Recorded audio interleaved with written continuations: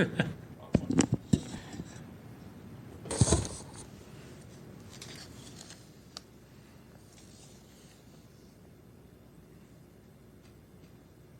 like to call to order the July 26th meeting of the SOTF Education Outreach and Training Committee.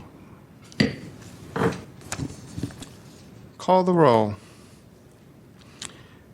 Member Wolf. Here. Wolf present. Member Kanata. Here. Kanata present. Chair Hyland. Here. Hyland present. We have a quorum. I do not have any communication regarding agenda changes at this time. Would you like me to read item 2? Please. Item number 2, adoption of the minutes for the June 9, 2011, January 12, 2012, February 9, 2012, May 10, 2012, December 13, 2012, April 29, 2013, May 13, 2013, June 25, 2013, September 16, 2013, November 26, 2013, December 9, 2013, May 11, 2015, November 9, 2015, January 11, 2016, and May 9, 2016 Education Outreach and Training Committee minutes. Just to bring the task force members up to speed, members of the public, these were minutes that we've been trying to get through and approve. We had a former member of the AOTC who was tweaking, editing, and I have to say I failed in maybe pushing him hard enough to get these done. So this is old housekeeping, if you like, but nonetheless it is important, and we need to get it right. Mr. Clerk, did former EOTC member Josh Wolf give any input on these minutes? I did not receive any. No. These minutes have been previously edited several times by former member Pilpil. Yep. Okay. Discussion?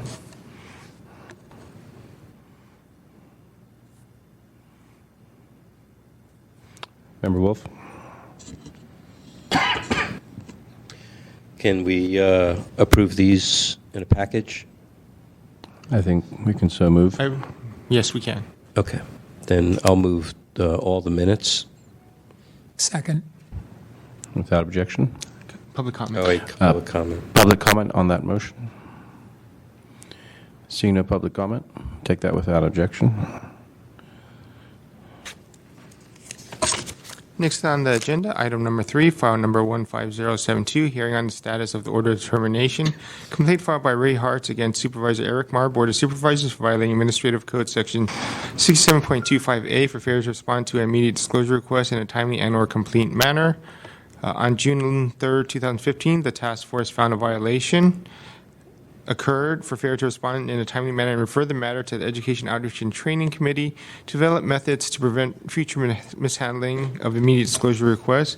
We did send a letter to Supervisor Marr's office on May 31st with some additional requests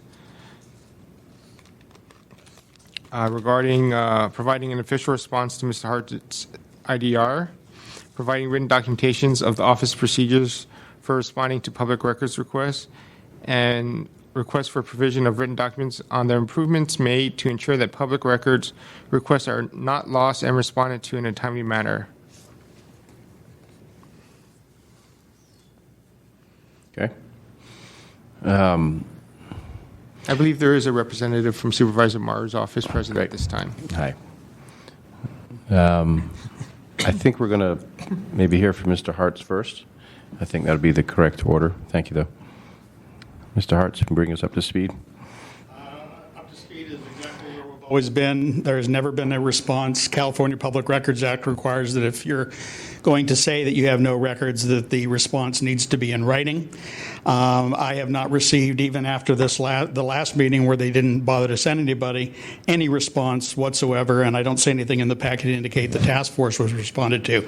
I would like to see this sent back to the task force with a recommendation finding willful violation Supervisor Marr and his staff are well-paid people. They are experienced people. They know what the law requires, and they have known all along that they were required to respond to this request and simply refused to do so. Then they came to the hearing and said, well, it was a mix-up, or the dog ate my homework, and basically no further explanation. And then I guess at some point they said, well, we don't really have anything, but I have yet to receive anything saying that on paper signed by anybody from Supervisor Marr's office or Supervisor Marr. Mr. Hartz, can you tell us quickly what was the original IDR? It's been so long that The original IDR was a request. I had gone to a Budget and Finance Committee meeting regarding the supervisors accepting a gift from the Friends of the San Francisco Public Library, allowing the library to accept it. And I had asked all of the supervisors for the same information, what they or any of their staff had reviewed in deciding whether to approve that grant. And I had gone before the Budget and Finance Committee and told the chair, Mark Farrell, that basically the library gets about 6 cents out of every dollar that the Friends spend. So in other words, they spend 94 cents out of every dollar on their own operation, and 6 cents actually goes to the library. And the library can't even support that with any documentation. And I asked all of the supervisors because I wanted to find out if any of the supervisors at any point in time during a number of years had looked at anything relating to this grant. And my finding so far is that nobody does. The mayor automatically puts it on the Board of Supervisors' agenda. The Board of Supervisors hears it and sends it to the full board with a recommendation to approve. They approve it as a group thing at the beginning of their meeting. And so basically there's at least $6 more million a year going through the hands of the Friends, and nobody in city government who sponsors this legislation apparently knows anything about exactly what proportion the library actually gets at all. Okay, and I'm assuming that all the other supervisors did respond to your IDRs? Well, Supervisor Mark Farrell was one step further. He didn't even bother to send anybody to the task force hearing.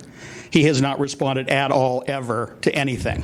Is that before us as well? No. That's it was the basis of the same thing, and all of the supervisors responded with the exception of 4 of them. I went before the full Board of Supervisors 3 separate times and put up charts showing who had replied and who had not. And throughout that whole process, neither Supervisor Farrell or Supervisor Marr responded in any way whatsoever. Okay, thank you. Perhaps we can hear from Supervisor Marr's office. Good afternoon. Thank you for allowing us the opportunity to reference this matter in regards to the complaint. My name is Angelina. I'm from Ledge Aid with Supervisor Marr's office, and today we're producing several documents that were requested, one of which is a letter acknowledging receipt of the immediate disclosure request. We did, in fact, receive the complaint from Mr. Hartz regarding the violation of the Sunshine Ordinance and for the failure to respond to the IDR in the timely manner. Upon reviewing our files, we in fact did not find any relevant documents and are unable to furnish any appropriate documents for today. However, since the date of the complaint, we have indeed implemented appropriate measures to ensure that public records requests do not get lost in the email or paper system. And given limited staff time, we are trying to make sure we definitely prioritize these. In response to our current process for responding to requests, when we get them via email, it is immediately flagged for review. It is also pinned to our inbox, so it is at utmost importance. IDRs are also immediately forwarded to all members of the staff, flagged with high importance, so that we are able to see and respond to them appropriately. Upon receipt, staff will send response to the requester, acknowledging receipt of the request so that they know that we will begin processing the request. Improvements that are being made so that future IDRs will not get lost and, in fact, will be responded to. We will do regular queries with our email with the term immediate disclosure requests, or parentheses IDR, to regularly to see if there are any requests that have come through that have perhaps been missed by our email filter, to make sure we're able to catch them. After receipt of the IDR, staff have internal protocol to make sure that a staff person is following up appropriately to get the appropriate documents to the requester. Okay. Let me stop you right there for a quick Yeah. second. Could you restate your name again? Angelina Yu, Okay. And Angelina, what's your position there in Supervisor Marr's office? I'm a legislative aide. Okay, great. And do you have any written policies or documents that back up what you're presenting to us today? Yep. Is that something, in future, it'd be useful if you could send that to our clerk, who could then distribute it and go into the package so that everyone can see what that might be? We'll be sure to. My apologies. I'll send it afterwards so you guys have it in electronic form as well. And we'll pass this around to Mr. Hartz, too, once we've taken a look. Do you have anything else to add? That is it. We hope to be able to change our procedure so that we're able to follow up on all future requests. But Great. thank you. Thank you very much. And just to bring the current members up to speed, we've been working this probably for over a year now. We've had probably 3 or 4 meetings in which no representative has appeared. We had one meeting, I remember distinctly, where our clerk actually phoned during the EOTC meeting to see if Mr. Lim, who is, what's Mr. Lim's official title? He is also a legislative aide. Also an aide. And we assumed the most knowledgeable person. I don't know if he was named or he handled the very first IDR, I don't know, but he seems to be the point person.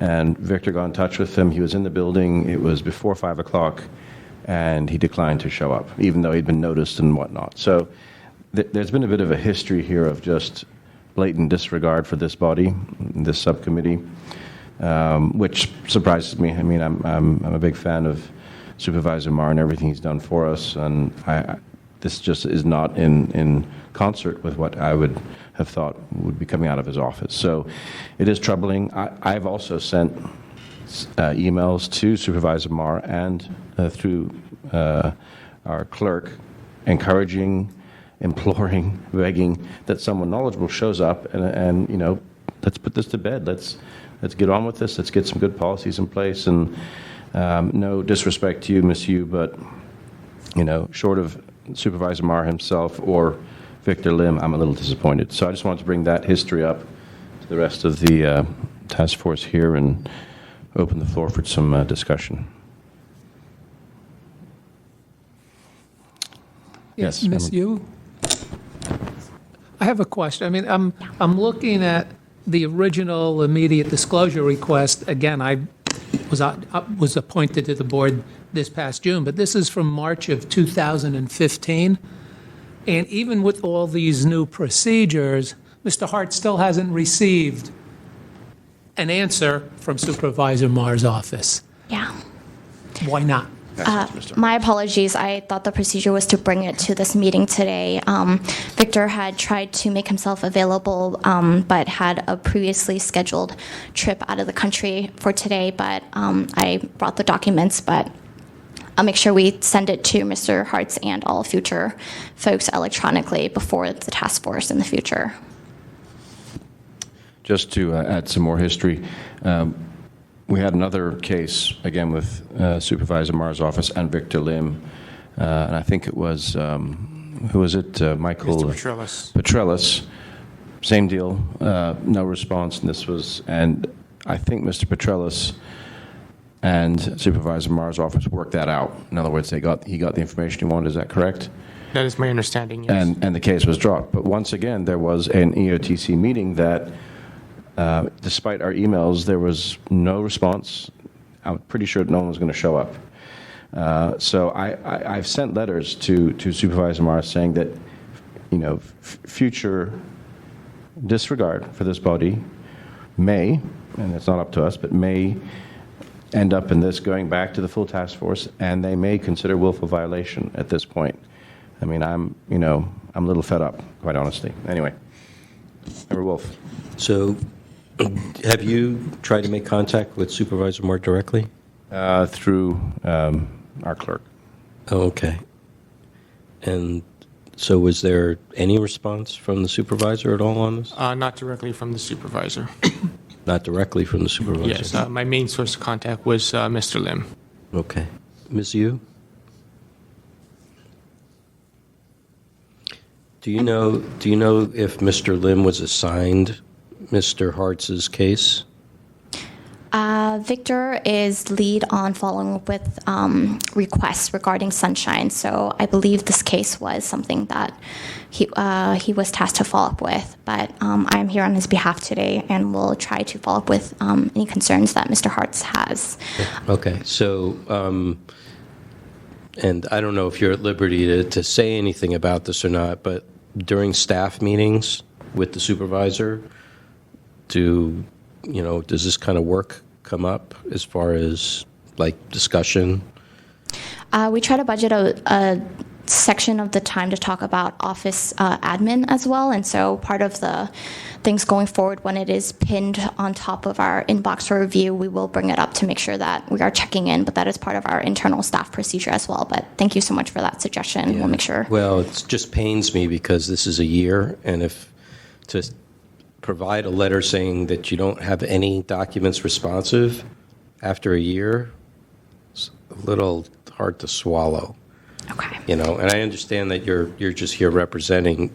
My concern is whether there's any oversight by the supervisor on this, when things get so far, out, that it's hard to reel it back in. Yeah. And then to show up here with a document that is not even really responsive to the request, except that you don't have any documents, it just makes it really, really hard. Especially since we try to think the supervisors as being kind of the supervisors of what we're trying to do here for the rest of the city government. So, this is a hard one to swallow. I agree. Yeah. And no, we understand, we respect the work that you guys are doing to serve the task force and understand the greater goals here. And we would definitely be open to suggestions that you guys have for best practices for future things, ensuring that we're able to catch and also respond. So we're definitely looking for suggestions. The only advice, we're the Education Outreach and Training Committee. So the only advice really is follow the Sunshine Ordinance. Okay. Pretty simple. If there's an IDR, 24-hour turnaround. If it's voluminous or if it's in some remote location, you can request 10-day extension, and that's it. Okay. Thank you. I mean, just to reflect further, it's, typically we try and get the information for the, for the complainant. I'm not sure there is any information, pursuant to Mr. Hartz's original IDR, but for me, it's kind of moved past that. It's more of a, it's more of a, and you can't educate someone that won't come to be educated, or work with them. So, I know Supervisor Marr is terming out soon, and maybe this is just not high on his list of things, but it's a bit of a slap in the face to this body and to the ordinance overall. So, this letter that was produced today, I don't know if that'll close out Mr. Hartz's interests in this line of questioning or not, but even if it does, and even if Mr. Hartz drops this case, I think we should, really get a decent answer from Supervisor Marr's office. I feel pretty strongly about this. That's just my thoughts. Should we take some public comment on this? Any public comment on this item? Seeing none. Would Mr. Hartz like to make a closing statement? I don't know, it's out of order, but I'll allow it if you'd like to. I think with both the cases, Supervisor Farrell and Supervisor Marr, the contempt with which they held the entire process was actually inexcusable. I think this is an issue of due process. The law is there so that if I ask for a public record and don't get it or don't get any responses in this case, and as Supervisor Farrell, that I have the option of coming to this task force. The task force did what it could. Was received, I think, with that same level of contempt that was shown me. And unless this goes to the Ethics Commission and has a hearing, it is my feeling that there will be an example set for the supervisors that you can ignore the Sunshine Ordinance and the California Public Records Act with disdain. Very frankly, I think it is egregious, especially in the sense that it took my time, the task force time. How many hearings did we have? How much time did you have to spend? Only a year later to get a response saying we don't have anything, which they could have given me the day of the response. They could have, nothing would have happened. And basically, my feeling is that this is such an egregious violation, and actually a series of violations, because they came to the hearing, but they ignored the EOT letter. They still haven't produced anything that I consider an actual. This is an undated, unsigned letter on Eric Marr's stationery. For all I know, one of his aides did it. And the thing that bothers me the most about this is that while Ms. Hughes said that they have a staff meeting and they discuss these sorts of things, what happens when Supervisor Marr gets an IDR and his aides come to him and say, Supervisor Marr, I have this IDR, what should I do? And he directs them not to do anything. And he gets a notice of a hearing, and he directs them not to go. So this is not just Eric Marr not responding. It is telling people who are under his supervision not to respond in addition to his own failure. So I don't think this isn't a case of, oh, the dog ate my homework, which is what they try to make it sound like. And at the original hearing before the full task force, I was told I'd get a response, and we're still here again with essentially no response. Thank you. Ms. Yu, do you have any closing remarks? Yeah, I want to reiterate that Supervisor Marr takes these things very seriously, and when the word Sunshine Task Force comes up, that is something that elevates our priority completely. It is my mistake that I didn't email the document previously to Victor for the packet, but I will make sure that is something noted in our staff training in the future so that we are able to produce that document both in a timely manner to the requester, but also so that it's a copy is available for the task force for review and inspection as appropriate as well. But we do take this very seriously, and it is something the supervisor directs us as staff to push aside other work if need be to make sure this gets responded to. Ms. Yu, I do have a quick question for you. I just want to confirm that you listed Victor Lim as your custodian of records, essentially. He's the one that's responsible for Sunshine requests. Is that correct? More or less, short of it being written in the job description, Victor is very knowledgeable about this and tries to kind of field on the requests. Okay. Mr. Clerk, a couple quick questions for you, just again, get the complete picture of this. This went to compliance at one point, right? My understanding that this was heard by the full task force. A violation was found. Mr. Lim did appear at that meeting and made a statement. That Mr. Hart said that he would be getting those documents to him, and that was a year ago. He acknowledged it's in the original order of determination.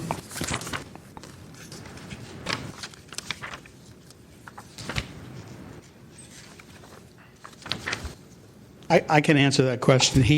At the hearing, he basically said, yes, we didn't answer his response, and simply said that they were going to take steps to see that that was corrected.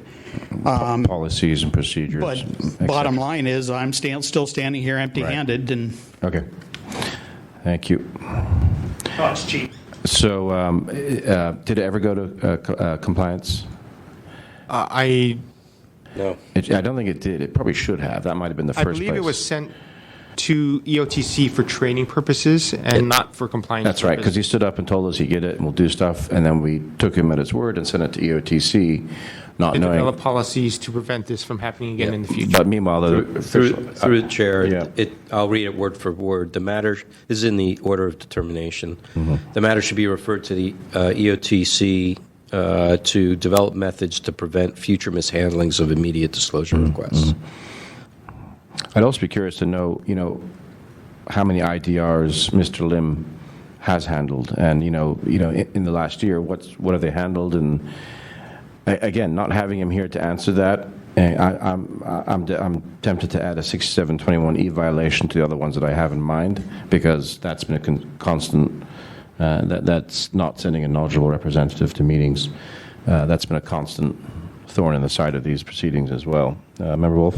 Yeah, I'm a little uncomfortable with actually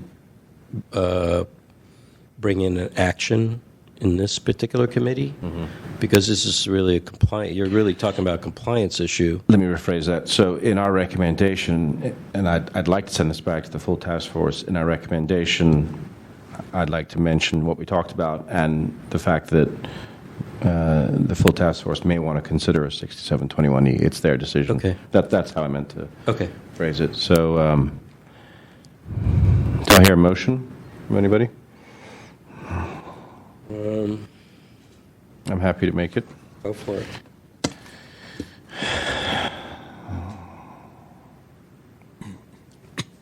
I think you had it summarized here, Mr. Clerk. So we've already had the order determination that listed several violations, right? We don't need to restate those. The order of Order a violation. violation has already been found regarding this matter. Okay. So do we add to that, or do we make a motion to send it back?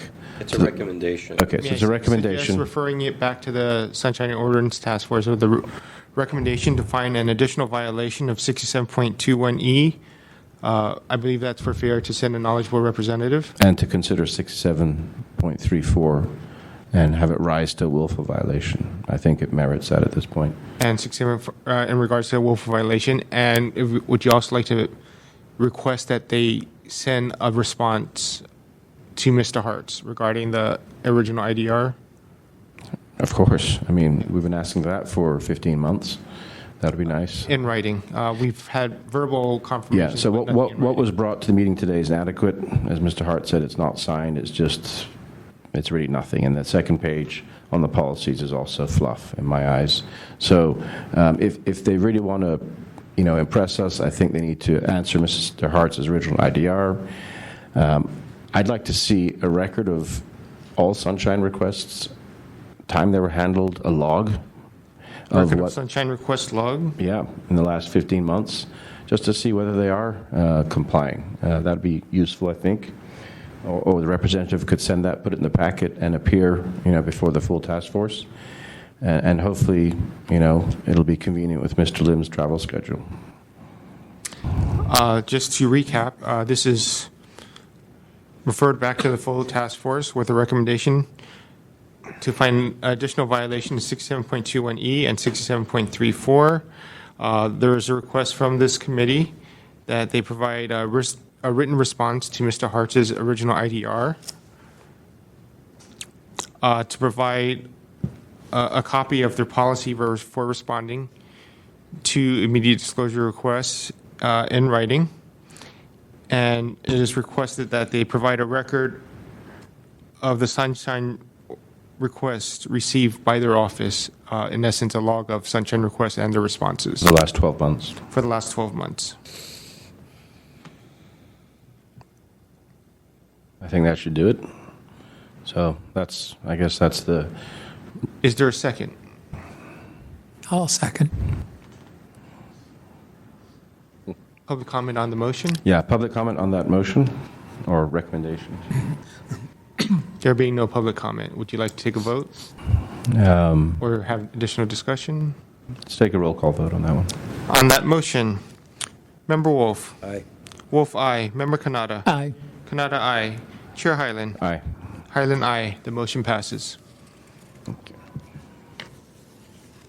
This matter will be referred back to the Sunshine Ordinance Task Force. You can leave it there. Leave it on the table. I'll pick it up. Thank you. Next on the agenda, I'd like to apologize. I misquoted my original statement. I did receive an emailed request for continuance from the complainant, Thomas Peel, approximately, I believe, yesterday. I failed to print that out and bring it. He asked for a continuance so that he could appear at the meeting. He could not appear today. Prior to that, he sent me an email questioning why we were scheduling this a year after the meeting. But I believe after my conversation with him, we worked it out that this was also sent back to the committee to develop policies for preventing future mistakes in handling of public records requests. A response was received as requested from the Office of Supervisor Tang. That is in writing and in your packet. So there is a postponement request regarding this matter. Item number 4, file number 14047, hearing on status order determination, complaint filed by Thomas Peel against Supervisor Katie Tang. Just to be clear, and was that communicated to Supervisor Tang's office? I did not communicate that directly. I'm not sure if they were copied on that email, but I did contact Supervisor Tang's office this morning to inquire of whether or not they would attend. They did not get back to me prior to this meeting. Okay. And is there anyone from Supervisor Tang's office here? I do not believe No. there is anyone here at this time. Okay.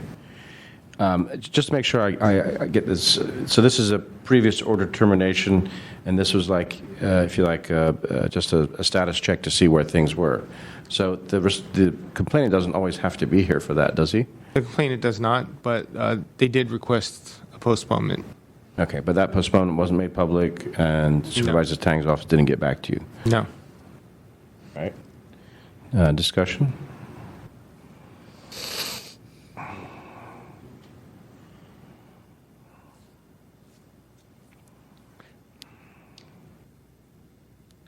I just want to take a moment to review the Okay. agenda item.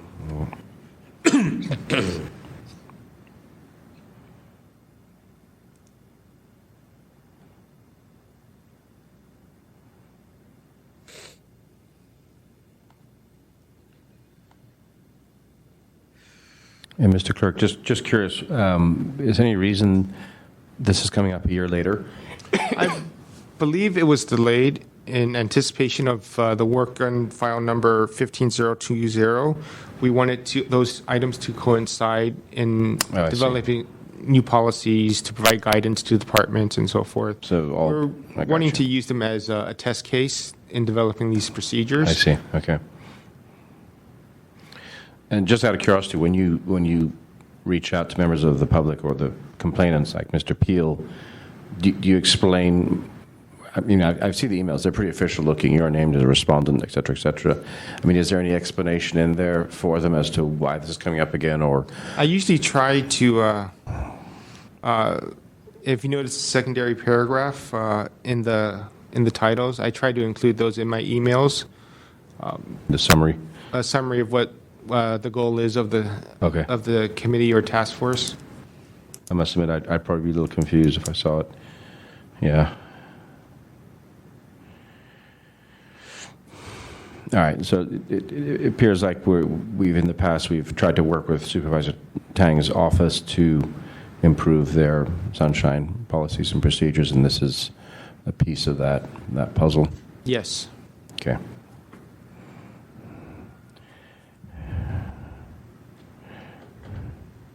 Members, any discussion or thoughts on whether to continue this, to hear it, to...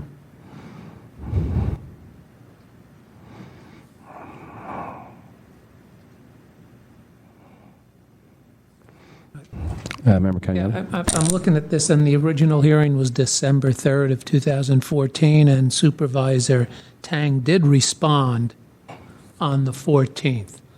So the purpose of this meeting was to figure out if that response was adequate? Mr. Clerk? I believe we wanted to work with them on their office procedures for processing public records requesters, as in there was no standard on how each office should handle it, and that is why we were trying to have this matter heard in conjunction with 15020 Policies and Procedures Guide, Yeah. to try to develop a guide for I think, departments. just to bring the current members up to speed, former member Pilpel was working on exactly that, kind of a guide as to, a 101 of Sunshine. And as he tends to do, it was quite a long document. We're trying to get it down to something that could go in on a wall or on a display at a custodian of records desk for members of the public walking in and help them, step by step. I think this is part of a larger issue that Chair Wolf has been talking to, and something that's close to my heart. And I think it probably would be more appropriate for us to get that document to where we want it to be, and maybe even approach the different supervisors' office as a in-house training kind of a approach, rather than forcing them to show up a year after something that no one remembers. The legislative aides have moved on, and you train one person, they move on, and it defeats the whole purpose. So I think my instinct is probably to continue this item or even close it. Member Wolf? So, one thing, just the only thing I have to go by as far as why it's here in this committee is what the order of determination says. And the order of determination doesn't even refer it to this committee. It just finds a violation. So was there some charge or some It says, correct direction? yeah, it says, reading from the agenda, January 7, 2015, Task Force found a violation of 6721C and 25A and refer the matter to the EOTC to review supervisor. I get that, but that is a summary that was prepared by somebody. Okay, so I'm looking at the actual document on page 89,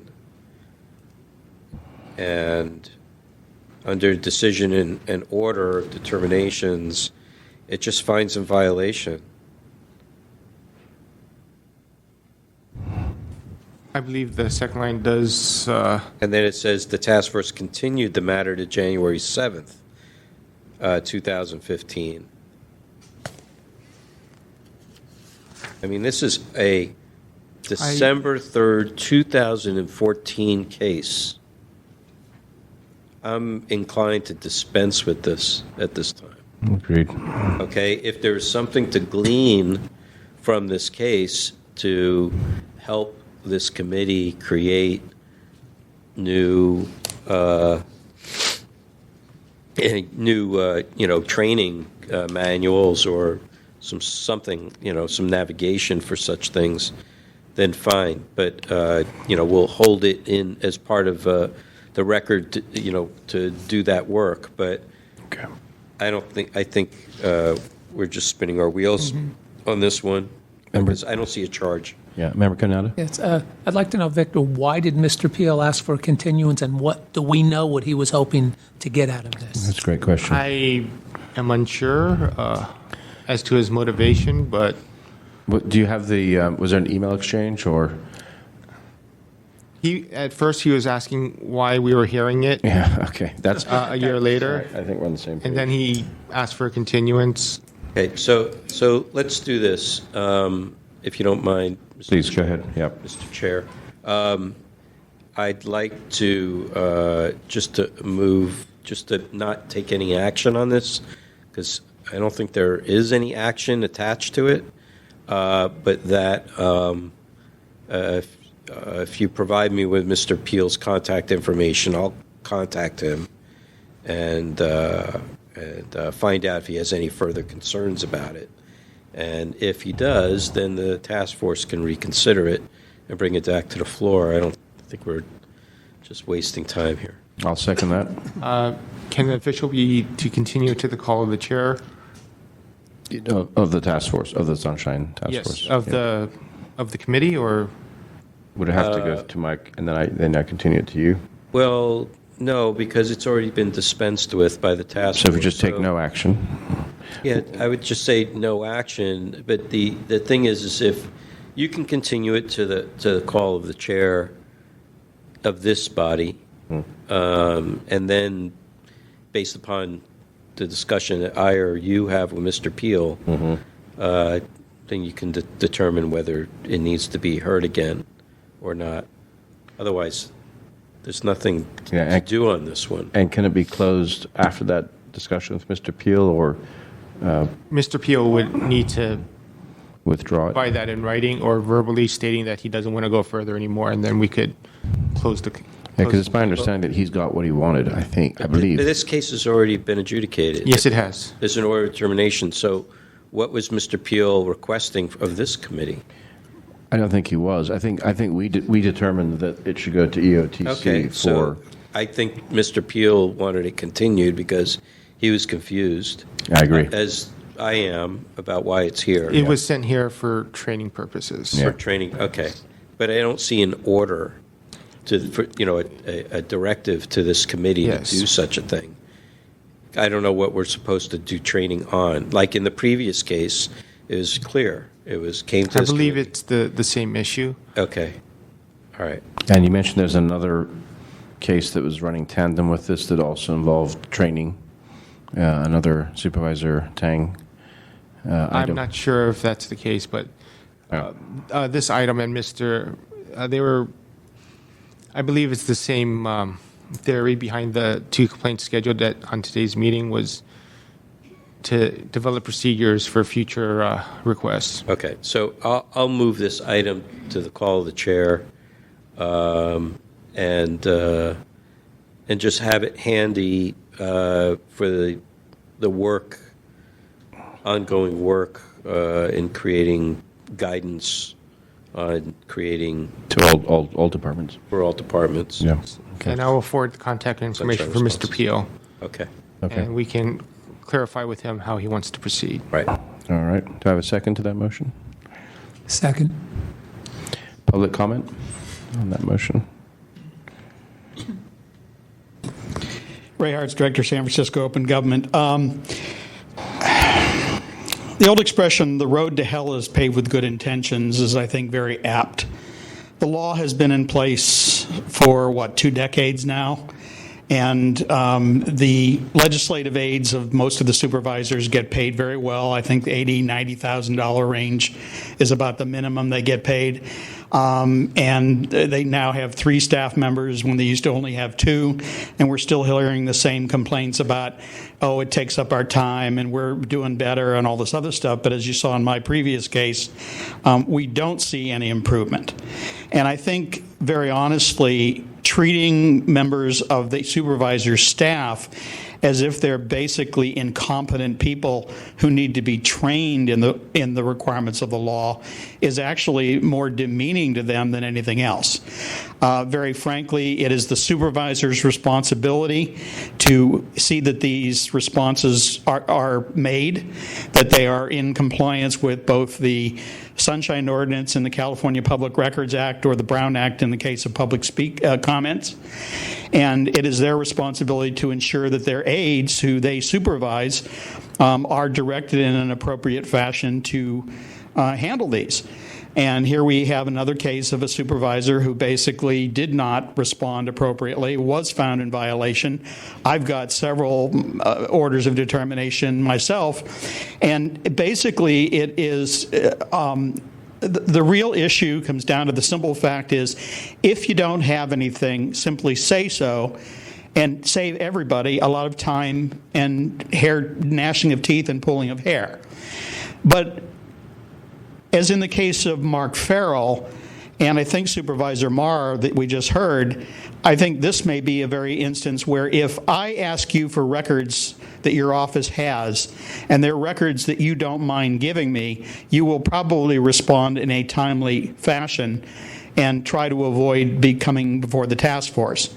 But in many of these cases, as you see, they drag them out for literally a year or longer, don't reply to anything or anybody involved in the process, and then at the end say, well, we don't have anything, and we should be just let off the hook because we finally were forced to give an answer. And I think that working on the premise these folks need to be educated is actually insulting. It's insulting to them. It's insulting to the supervisor. They know what the law is. And regardless of what you might think about the efficacy of educating them, the simple fact is they have a legal requirement to follow these laws. And they blatantly ignore that requirement. Thank you. Any other public comment on this motion? Seeing none, public comment is closed. Can we take this without objection? So moved. The motion passes without objection.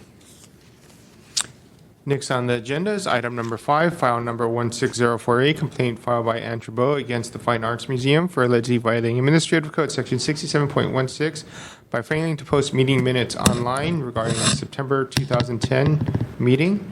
I did receive some late information today, this afternoon. I have provided a copy to you for your review if you find it appropriate. These are the emails you're referring to? There's one, on the top is Mr. Trabeau's response to the additional documents, and below that is the email from Ms. Bourne from the Fine Arts Museum along with the additional documents. Okay, and we are, so we're hearing this as the complaints committee? Is this? This is a new complaint for you Okay. to review. Okay, good. So I guess the first thing we can determine is jurisdiction.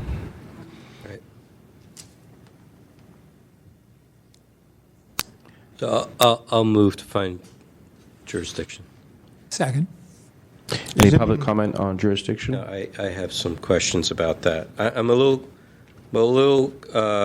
confused as to whether this is in our jurisdiction or not, because the respondents, according to the documents I'm reading, is the Fine Arts Museums of San Francisco, and I don't know, I've never heard of that before. I've heard of the San Francisco Arts Commission. I believe I'll leave that to Ms. Bourne to describe to you. From my understanding, there are two parts of the Arts Commission. One is a public version, and the other one is a private corporation. But I'll leave that. All right, well, to I'm going to need clarification on that Ms. Bourne, because if you could approach, please. it may Thank you. determine whether we have any jurisdiction on this or not. Okay. Yes, Please if you, come if forward. you could approach, please. And state your name for the record, please. Good afternoon. My name is Megan Bourne. I'm the Secretary to the Board of Trustees of the Fine Arts Museums of San Francisco. Okay. Member Wilson? So, Ms. Bourne, can you describe for the committee the relationship of the Fine Arts Museums to the City and County of San Francisco? Yes. The Fine Arts Museums of San Francisco are a charitable trust department of the City and County of San Francisco. I'm sorry, repeat that. Is a what? A charitable trust Charitable. department, as articulated in Article 5 of the city charter, Executive Branch Arts and Culture. There are 4 charitable trusts departments, the Fine Arts Museums of San Francisco, the Asian Art Museum, the War Memorial, and I believe the Stein Art Aquarium of the Cal Academy. So, but the Cal Academy is not necessarily a city body. No. But, yeah, but we're... Yeah. yeah. That's what I'm trying to get at here is what kind of animal are you? Not you personally, but Well, the Fine Arts Museums are essentially a department of the city and county of San Francisco. The Board of Trustees is subject to the Sunshine Ordinance. okay. All right, I'll take your word for that. Okay, thank you. Any public comment on jurisdiction? Seeing none? Move to vote. Take a roll call vote on that. On the motion to find jurisdiction, Member Wolf. Aye. Wolf, aye. Member Kanata. Aye. Kanata, aye. Chair Hyland. Aye. Hyland, aye. The motion passes. All right, Ms. Trabue, if you could have 5 minutes to present. Firstly, I want to say that the city charter of 1996, the Article 5 without the subsection, lists 4 areas of charitable contributions: the Fine Arts Museum, the War Memorial, the Arts Commission, and the Asian Art Museum. Nonetheless, okay, this file is regarding the events of September 30th, 2010. And in pages 157 to 159 of your packet, it lists the official joint meeting at 9:30 a.m. in the I don't know how you say it, auditorium. Correct. Okay. So here it is. This is a very specific meeting. The minutes did not post. This meeting took place. Aideen Vera was there to provide legal counsel in a closed session. There was another meeting that same day at 3 p.m. in the Piazzoni Murals Room, which was canceled. So as of today, this morning, not only is there no agenda, there are no minutes for that meeting. So that is the reason why I filed the complaint. So it's not that one meeting was posted twice or there any other confabulation. There were 2 separate meetings that took place or that were agendized. One took place and one did not. So with regard to the second one that took place at 3 p.m., somehow a cancellation posted twice between when I filed this complaint on May 16th and May 24th. So that may have been corrected. It's not sure in the screenshots that were supplied late after the 5-day response. So the main issue, or the one that I took notice, was that draft minutes should post 10 working days after a meeting. And owing to the fact that the Fine Arts Museum's meetings take place every other month, 60 days apart, not only are there no draft minutes, the final minutes would post like on the 61st day after the next meeting. And that has been going on. I went back 5 years because that's their record retention schedule, and that's a clear violation of 6716, which is what I alleged. How can I prove this? Well, if there were an audit of the postings of the agendas and the minutes done by the webmaster, or if there were some notation on the bottom, possibly in red with the person's initials and the date and time, that might be an indication. So, quoting from the section of the Ordinance 6716, the draft minutes of each meeting shall be available for inspection and copying upon request no later than 10 working days after the meeting. You see that on page 138 of the packet. I also object to the city attorney memo. It's included first, which is prejudicial in the packet, and it's included twice. So, before you even get to the complaint, you've already been prejudiced. So, the respondent's response of May 24th was late, and it didn't address the issue of the non-posting of the draft minutes within 10 working days after the meeting. Prior to even filing a complaint on my own, I called Megan Bourne. I don't recall the exact day, but it was around May 1st. And I noted this and about 20 other sunshine violations. And I asked if this could be corrected rather than having a full-blown hearing like today. And I was told, which was surprising to me, that at the time, Deputy City Attorney Aideen Vera regularly went to their meetings and instructed them, I guess the trustees or staff, on the Sunshine Ordinance. I was surprised to hear that because there are other entities that Aideen Vera represents that are constantly in front of this body, and I don't think she instructed them.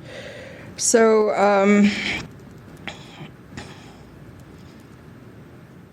there was also notation from the city attorney's memo that there was no applicable case law. That's not true. The city of Beverly Hills has a Sunshine Task Force, and I found a notice of violation of their Fine Arts Museum of the same issue on July 13th, 2014. Thank you, Ms. Trubu. It's a very complete presentation.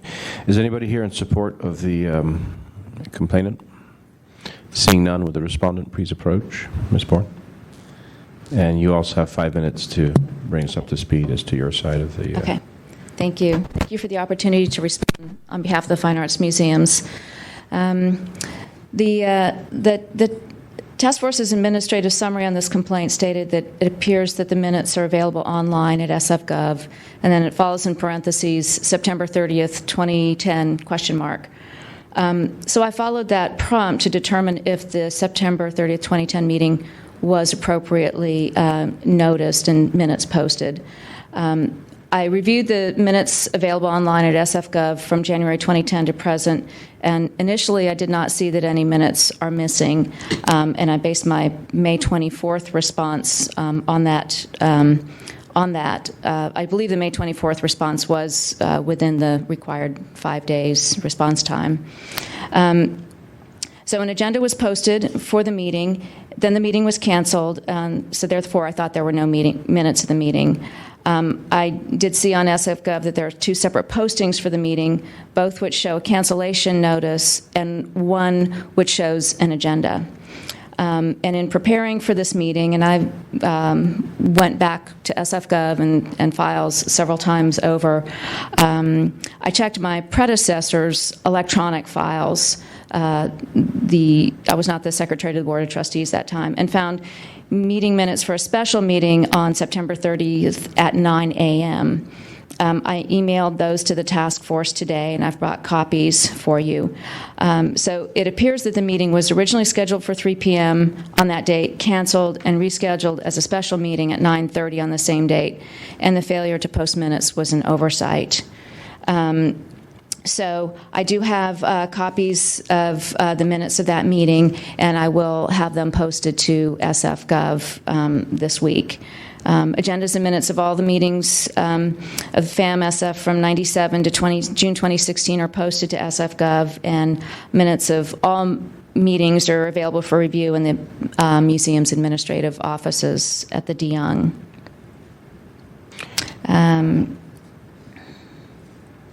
I don't know if you want me to respond to some of the other things that Ms. Trudeau brought up today that were not originally in the complaint. Yeah, we'll have a chance to do some questions back and forth. Could you give us that website again for where the meeting minutes are posted? It's SF.gov's website. So if you go to the famsf.org,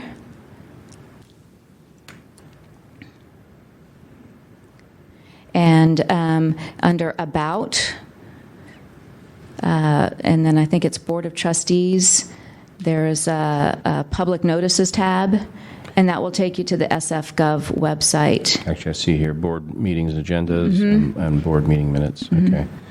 And I see you joined this institution in September of 2011, and you handle maybe, 40 meetings or so a year.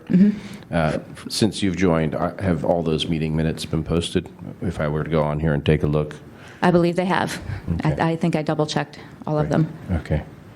Great. Thank you.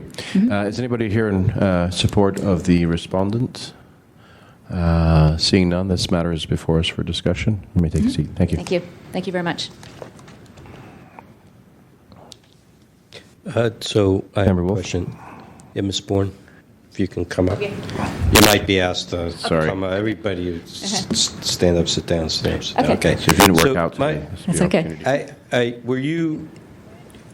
Are you brand new to the trustees?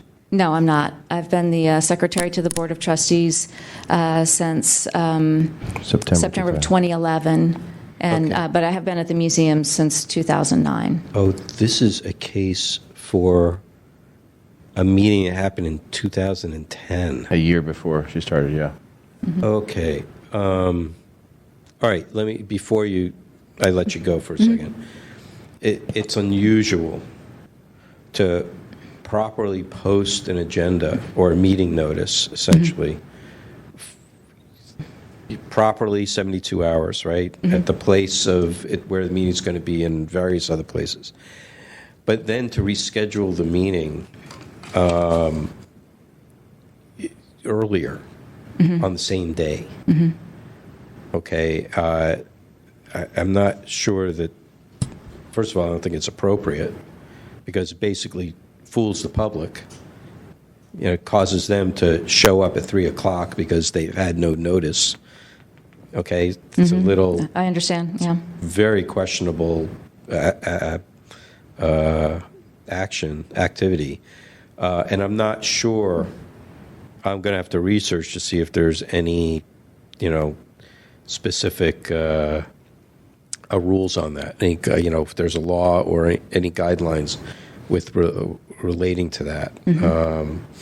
Because that's to me pretty egregious. Now, this is something that happened in 2010. I'm not inclined, it's going to be, somebody's going to have to push me really hard to find a violation for something that happened in 2010.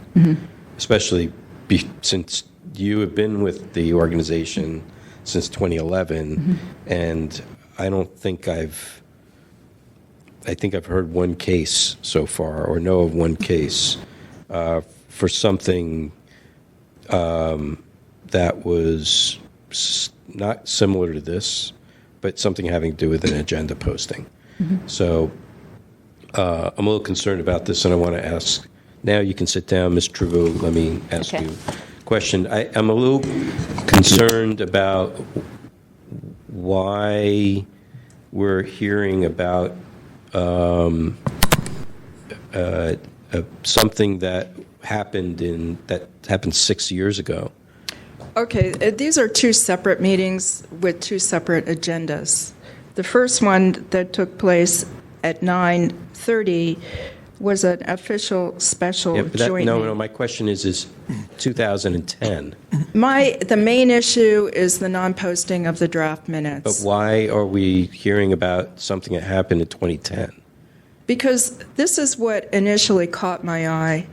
And then when you look further or you become familiar with a website, you look and you say, well, where are the draft minutes? Where all these meetings for all these years, we don't have a date and time that they posted. So then I began to watch. This was about 4 months in the queue. So in these 4 months, they had 2 meetings. So once the meeting took place, I counted 10 business days out. Nothing appeared. There's no draft minutes. There's nothing. I waited 30 days out. There's no draft minutes. There's nothing. Then at the next meeting, 60 days out from the meeting, is when minutes posted. And that's my main issue. This was something that jumped out at me at the time. But my issue is the non-posting of the draft minutes. It's a transparency issue, which you might be aware of since it was on the front page of the Chronicle yesterday. Member Wolf, maybe I can jump in. So, Ms. Trevaux, I understand that you're bringing to our notice, and you're a good friend of Sunshine, as you've shown through the years, many cases you've brought here. It seems like Ms. Bourne is quite willing and able to help you maybe research and go back to those meetings in 2010 or even earlier if we're able to find those minutes, and I think she would probably help you with that. I mean, you've made your point that yes, those meeting minutes are missing, No. After this, I made another IDRS for policies and procedures for posting draft minutes and meeting minutes, and I was told there were no documents. So I took a quick look at the website. For the last 2 years, all agendas and minutes are there. Now, if you're saying they appear after 60 days versus 30, Yeah. you just saw us approve minutes from 2012 in this body. But this is a long-standing practice with him. I would say they fixed it. I mean, I would say that... Not in the 4 months this complaint was in the queue, because I was watching it. And Right. absent an audit of the minutes and the agendas, you don't know exactly when they post. Right. We can certainly recommend to this body that they just remind them of when minutes are due. But I think Ms. Bourne is probably happy to work with you to get those as soon as they are officially... I'm not interested. I did a little bit more research, and what I find a little bit troubling is on the Department of Human Resources website, I believe her job is open, and also the head of security of the Fine Arts Museum. That's troubling to me, to find these high-level positions to be open. But Ms. Trudeau, that's not what's before us today. What's before us today is your complaint that a set of minutes was not posted. There were two for separate particular- meetings, and what we have here as far as... Two separate meetings? Yes. So the official joint special meeting, page 157 of your packet, which is an agenda with an order of business, and then at 3 o'clock is an executive meeting, which is a completely separate agenda. But Ms. Trudeau, what's before us in the complaint is about the failure of a posting of minutes on its website for the committee's September 30th, 2010 meeting, not any other meeting. I don't see any reference with regards to your complaint. There were 2 meetings that day. There may be, but what's before us as far as what we're supposed to be focusing on here is whatever has been presented to us, and that has been only the September 30th meeting. But if you're going to look at that section of the ordinance which talks about minutes, there is the clear indication that draft minutes should be posted. I know, but we're not going to run a dragnet here. It's the same section of the ordinance. That's fine. But if you have a separate complaint about another meeting, that's fine. But I have better things to do. I think the bigger question, or what prompted me to do this, is wondering who's paying the $2 million that this. Did you miss it in yesterday's paper? Unfortunately, I have to work and make a living. There was a settlement of $2 million. The trustees have to pay for it, which is why some resigned. It's sad. I grew up in the museum world in New York, and to see a major art museum, this may sound small and petty to you, but when draft minutes, which are large amounts of money, big paintings that are moving around, exhibitions that are scheduled to go up, when it takes 60 days Ms. Trudeau, I'm for a going to cut you member of off the there. public This to get is that not information is on sad. not on point. Ms. Bourne, could you approach? I had a couple quick questions for you.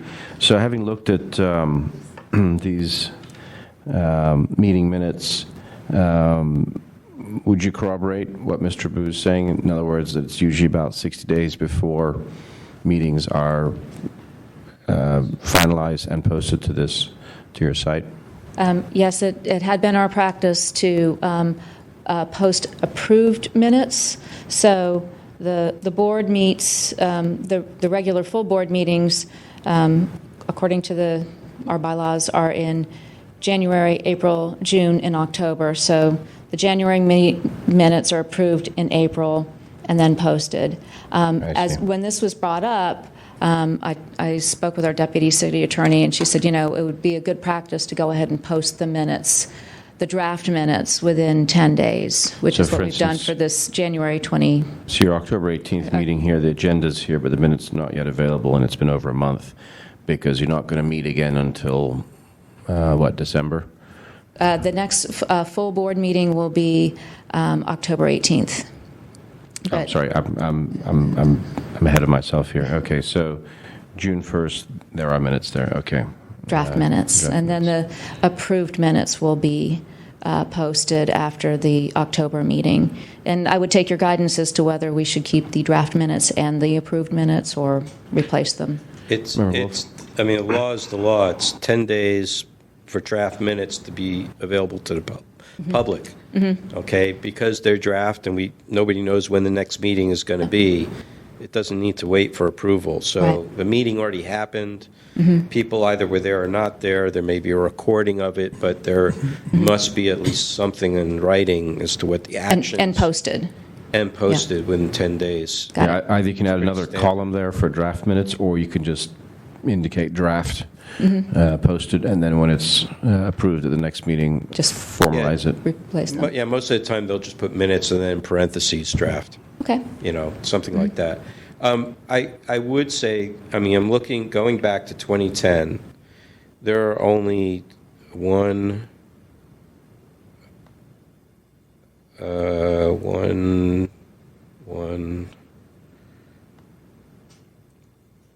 two, there are only two sets of minutes that are missing. Okay, the one that Ms. Trabou is concerned about, and there is one that is on January 17th, 2013. Now, like I told Ms. Trabou, I'm not inclined to do a dragnet here of your entire compendium of minutes, okay? But I am going to, because I still see that it is missing for that one meeting on September 30th. I mean, what's nice is you have the notice of cancellation listed, and then you have the agenda for when it was changed, but still no minutes for the, actually there's one more, May 13th, 2010, there's an executive committee meeting with no minutes. But I'm only going to focus on the September 30th because everything that I prepared for today has been focused on that and no other sets of minutes. Yeah, the year before, in 2009, there's maybe 2 out of 7 meetings that are missing minutes as well. So it's It's 2009. 2009. Mine doesn't go back that far. There's another tab for 2009 and back. Oh. Okay, be it as it may. Yeah. Ms. Trabou is correct that and I'm sure being in the position you're in, and considering, what's been in the paper, that when it comes to big money for such things, it's important for the public to know, especially if you're a department of the city handling city's money. So that's kind of about it. Thank you. Okay, thank you. Did you have any closing remarks? This is your chance for any rebuttal. I don't have a rebuttal. I would just say that the Fine Arts Museums are committed to compliance with the Sunshine Ordinance, and we welcome guidance from the task force about our adherence to the ordinance. And I would say that in this case, your work has borne fruit. It revealed an mission and oversight on our part, and we will take care of that. And I thank you for that. Thank you. Ms. Trabou, you have a chance to close. Well, you may just focus on 2 separate meetings that took place on a certain day, September 30th, 2010. I think the problem is much larger than that. And I think that where the respondent has admitted maybe this past meeting they did post draft minutes as a result of this complaint, but prior to that they did not. And it leaves the public more than 60 days of waiting to find out what took place at a meeting. And these are high-level meetings. There are large amounts of money that are being shifted around. There, as you can see, special joint meetings that take place from time to time. These are exhibitions that are planned. These are, as a result of the front page yesterday, a close member or staff member admits that they're cash-strapped. Well, when somebody reads a front page article like that, you want to know what took place at their meetings. Not everybody's retired. Not everybody can spend a lot of time coming to City Hall or going out to wherever to attend meetings. People like myself have to work.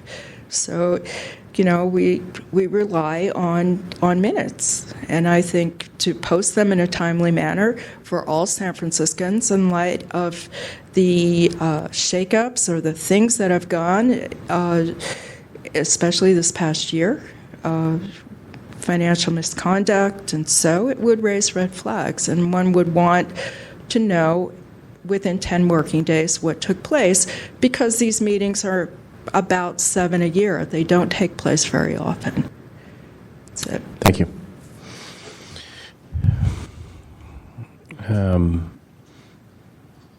Any thoughts or motions from the members of the task force?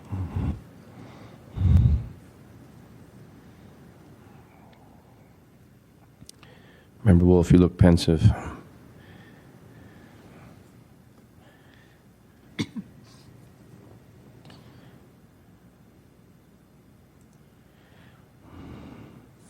Well, while you're looking that up, I think, certainly Ms. Trabou's pointed out some issues here, but from what I've heard from the respondent, I'm confident that they'll, post at least draft minutes within the first 10 days. We can certainly, continue this to call the chair to see that happens. We could find a violation and again continue it. And, there's several different ways we can go here. And this is, after all, a recommendation to the full task force. Member Wolf. So, just reviewing the package we have here, I don't see the original request from the complainant to the respondent. And the complaint form doesn't specify this particular day's meetings.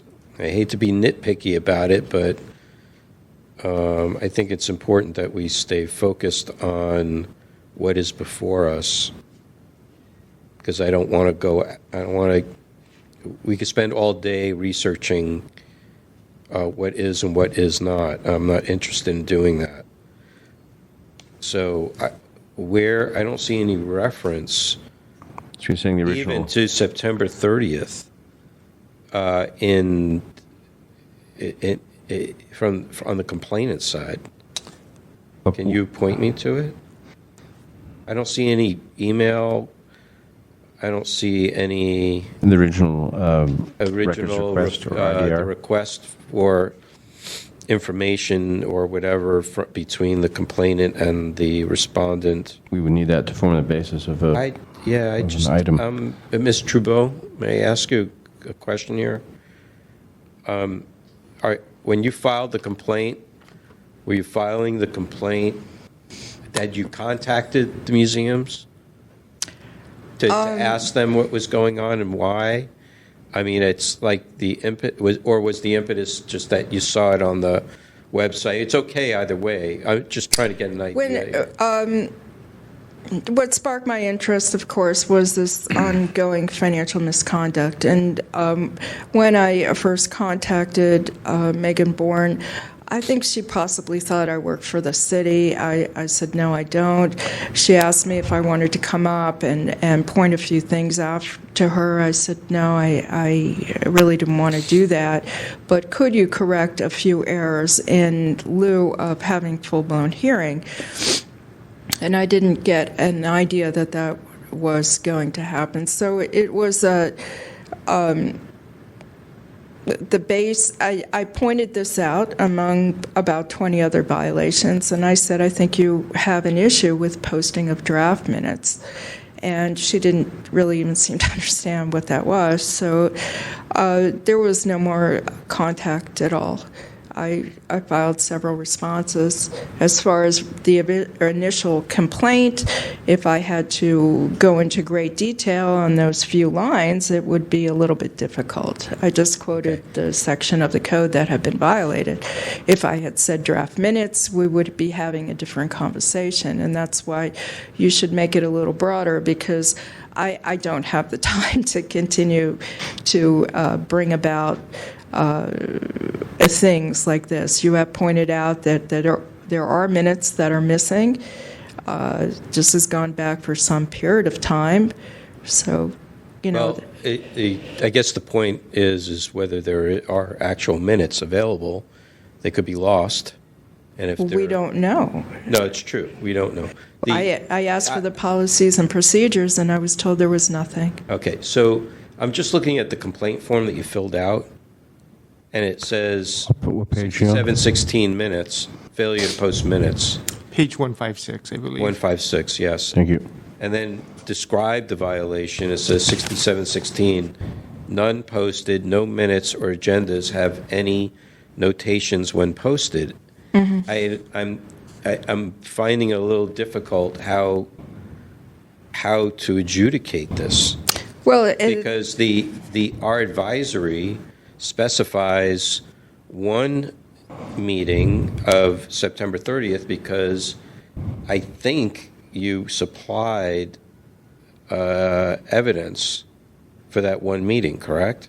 Well, once again, there were two meetings. One took place at 3 o'clock in this murals room, which was canceled. The notice of cancellation did not appear the date I filed the complaint. And then there was another one which took place earlier in the morning in an auditorium, which was a special meeting. So there were two different... So are you saying, because I'm reading from the documents I have, it sounds like it was one meeting. No, there are two meetings. There was a meeting that was supposed to happen at 3 o'clock that was canceled, and then another meeting No, at 9:30. no. You see, this is It was rescheduled. No, I think the question that the respondent could answer is, what happened to the minutes? No, that's not my question, okay?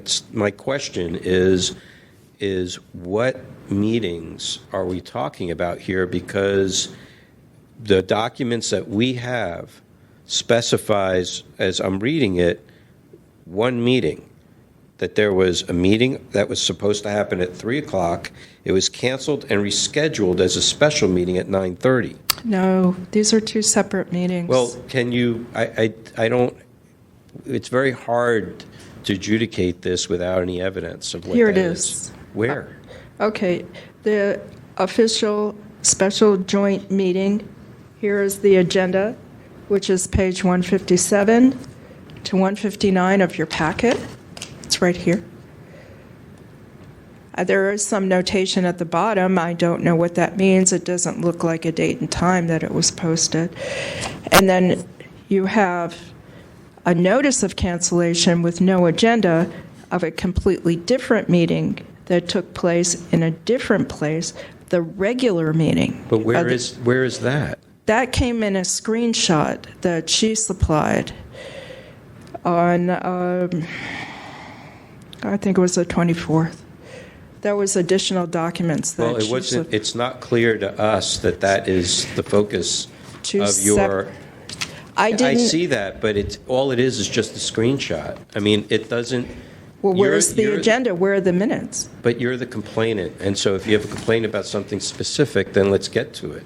I knew there was something wrong. I didn't know. I didn't have enough information. When you don't have an agenda that posted or minutes, for her response of an hour before the meeting was that there were two notices of cancellation. Well, are these two of the same meeting, or what's going on? When I looked at the documents that she supplied in the screenshot, is another meeting that took place on that same day, the regular meeting. So that very often happens. Here you have a special meeting of joint things, which includes the Board of Trustees, the Fine Arts Museum Foundation, and the Acquisitions Committee. That was the official special joint meeting of the morning. And here's the regular meeting of the afternoon. Two separate meetings. There should be two separate agendas, two separate postings of minutes.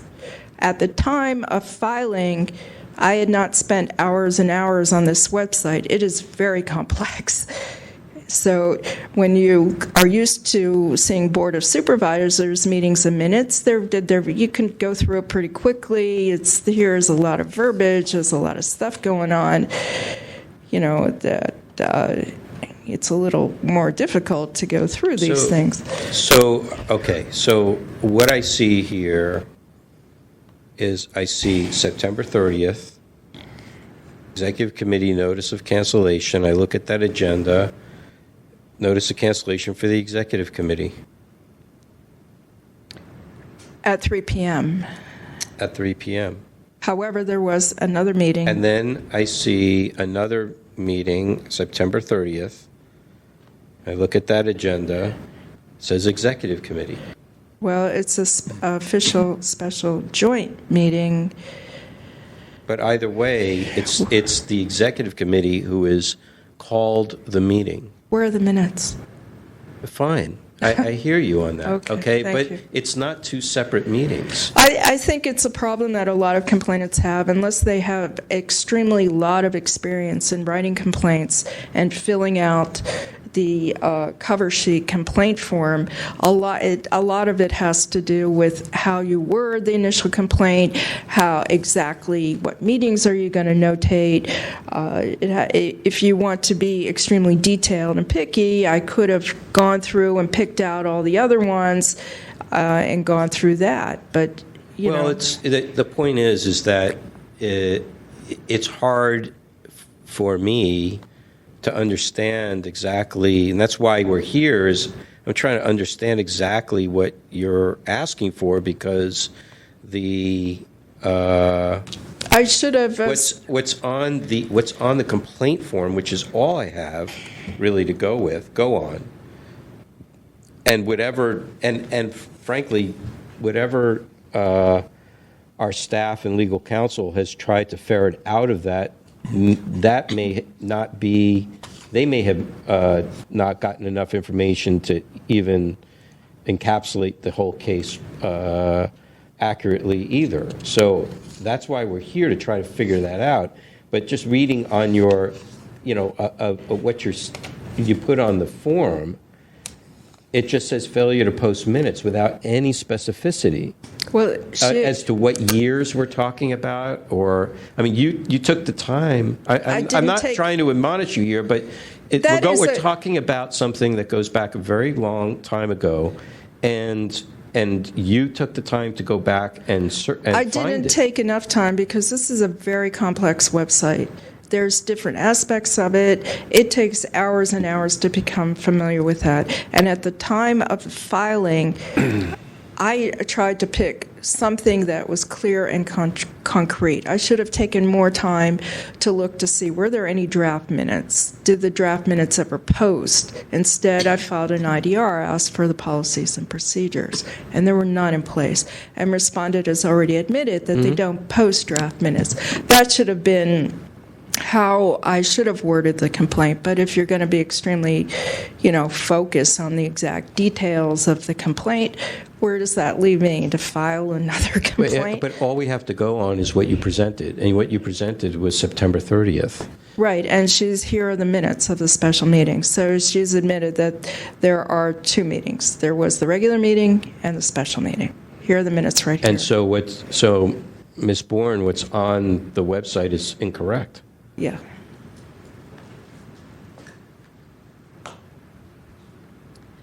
What's on the website is, I would say, incomplete, and I just put the pieces of this Okay. together yesterday when I went back and I found the files of my predecessor. So if I recall correctly, there are 2 entries for September 30th, 2010, one for the meeting at 3 p.m. and a notice of cancellation for that, and then one for it should be for the meeting at 9:30 a.m. And what I did print out and bring the minutes for the 9:30 a.m. meeting, and I will have them posted on SF.gov. Yeah, but now it sounds like there was a completely separate, independent meeting. So if I have That's you know, what sort of- Ms. Gerbeau just said with the documents that she was holding up, that So there were if 2 separate minutes, right? There was a meeting scheduled for 3 o'clock, and that meeting was canceled. So therefore, and then a special meeting, and it was, I suppose it was called as a special meeting because it had not been,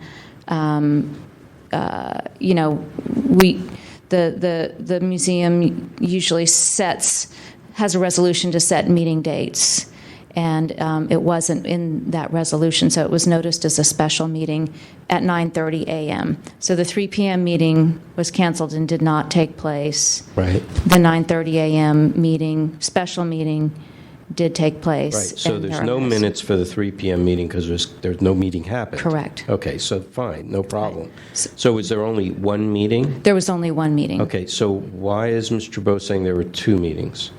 Well, there are 2 meetings noticed because one meeting, there was a meeting, Okay.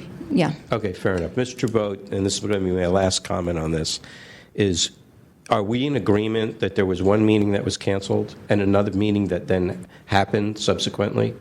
We are in agreement in that, but if I may add, the minutes of the special meeting, which took place at 9:30 in the morning, are not posted to the website. Yes, no, I hear you on that. But Okay. you just said that there were 2 separate meetings. There was some sort of public meeting and some sort of special meeting. There was a regular meeting What regular meeting? I don't see an agenda for a regular meeting. because it was canceled. Right, so there's no minutes for it. But at the time of filing of my complaint, there was no notice of cancellation either. And in her response, she said there were 2 notices of cancellation, which further adds to the confusion. Absent an audit of the minutes and the agendas or some initials and notation at the bottom, like we often see, this kind of thing can happen very often. Thank you, Mr. Gerbeau. In the interest of time, I think we need to wrap this up. Members, any other thoughts? Or Member Kenyatta? Yeah, my only thought here, I mean, this does go back to 2010, but Ms. Bourne has stated that until now, their policy is that they do not post draft minutes. And that's specifically in the ordinance, that draft minutes should be posted within 10 days. So, I mean, we can talk about the specifics of the complaint, but the respondent has admitted that their policy has not been to do that. So I'm Fair enough. So you're feeling a violation there at the very least. Fair enough. Member Wolf? I'm not inclined to, even though there's an admission like that, it's on a completely different subject. Even though it's somewhat part of this, and I think it's unfortunate that they do that. If this is going to be if this has been their policy, then okay, I'll go with you on that. It's not. I have to apologize because it seemed like that this was a complaint about something specific that happened in 2010.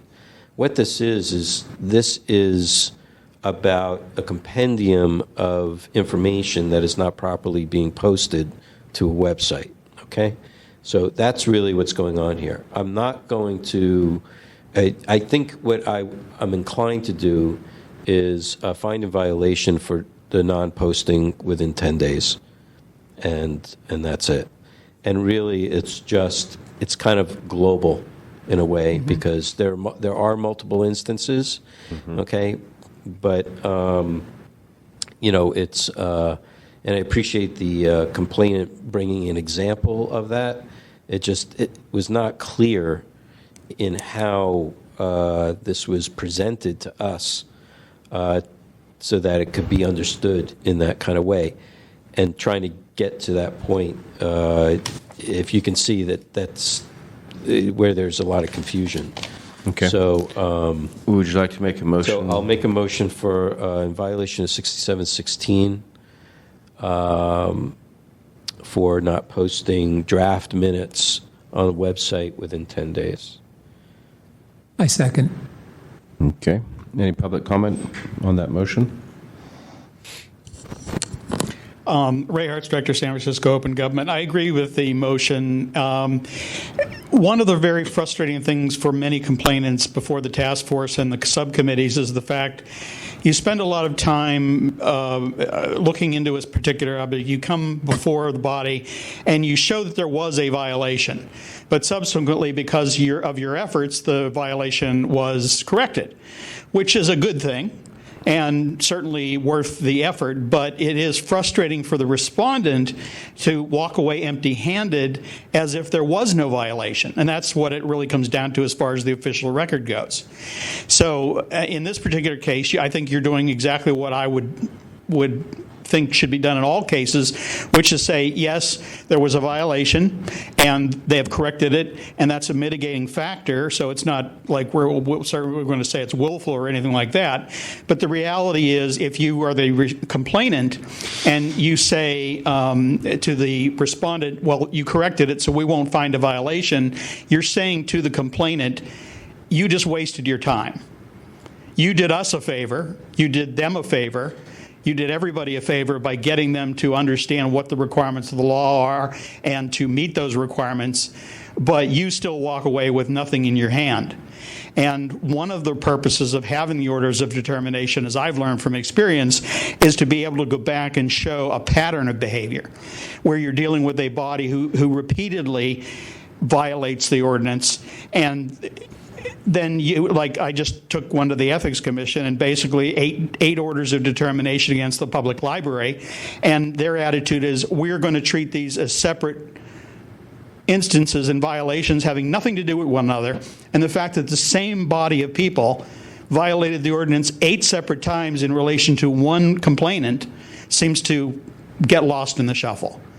So I think, again, in this particular case, I think what you're doing is exactly the right thing, which is to find the violation, recommend the violation, go back to the full task force. They can come out and make their case that, we've corrected this, and everybody can say, well, thank you very much, rather than us having to chase you around with a stick to get you to correct it. You did it beforehand. But that doesn't change the fact that on the record is the fact that there was a violation. So if a year from now or 2 years from now they slip back, it isn't like we're starting all over again like this, we were perfect for years and years and years, and it's only a recent mistake. No, there have been past examples. Thank you, Mr. Hartz. No, I definitely agree with the public comment that we should, just for the record, just note that. And then, Mr. Hartz, perhaps you should ask to hear all those 8 cases together. That might help your case. That's just a private joke between me and Mr. Hartz, but that's all right. Okay. No more public comment? If we can Just to rephrase, I just want to ask one question before proceeding. This is a violation for general posting of meeting minutes and not specific to September 30th, 2010, is my understanding. Thank you. Draft. The motion. Languages. Draft minutes. Draft minutes, yes. The motion is to refer the matter to the Sunshine Ordinance Task Force with a recommendation to find jurisdiction and to find that a violation of Section 67.16 occurred for non-posting of draft minutes within 10 days online. And before you say, I just want to say, it's good to hear that there's people willing to follow up on this when it's brought to their attention so that it be corrected in perpetuity. I think that's important also to be said, because there are new people that come into place and they don't know what is on this website or what's not on the website. This happens to be fairly old. I'm a web developer myself. I manage websites with tens of thousands of pages. I don't get an opportunity to read every single one of them for mistakes or omissions. So, while a mistake could be made and it could be preventing the public from access to information that should be there, if somebody's willing to step up and make those corrections, I think that's a good thing. We're finally moving in the right direction. And just to add to that, in the summary that you provide on the agenda for the full task force, if you could reference, this was a case from 2010, but I think that the EOTC was convinced by the current executive secretary to the Board of Trustees, Ms. Bourne, that handling draft minutes will be complied with accordingly moving forward, and that this committee also does not recommend this goes to a future subcommittee. If you guys are in agreement with that, if the maker of the motion agrees with that, that would be my overall, I think, recommendation. Okay. On that motion, Member Wolf. Aye. Wolf, aye. Member Kanata. Aye. Kanata, aye. Chair Hyland. Aye. Hyland, aye. The motion passes. This So- matter will be referred to the full task force. And just to explain that to Ms. Bourne, so basically, what we do here in the subcommittee is refer it to the full task force. That'll come up in the next month or two. You'll be noticed about that, and then we'll present our findings, and the full task force will consider it as a de novo and either accept this recommendation or they'll reject it and then start from scratch. But I would just like to note, for the record, you will be invited to attend, but you are not required. Thank you. okay. Next on the agenda, file number 16049, complaint filed by Anne Trudeau against the Fine Arts Museum for allegedly violating Administrative Code Section 67.29-6 by failing to disclose source of outside funding over $100 on the department's website.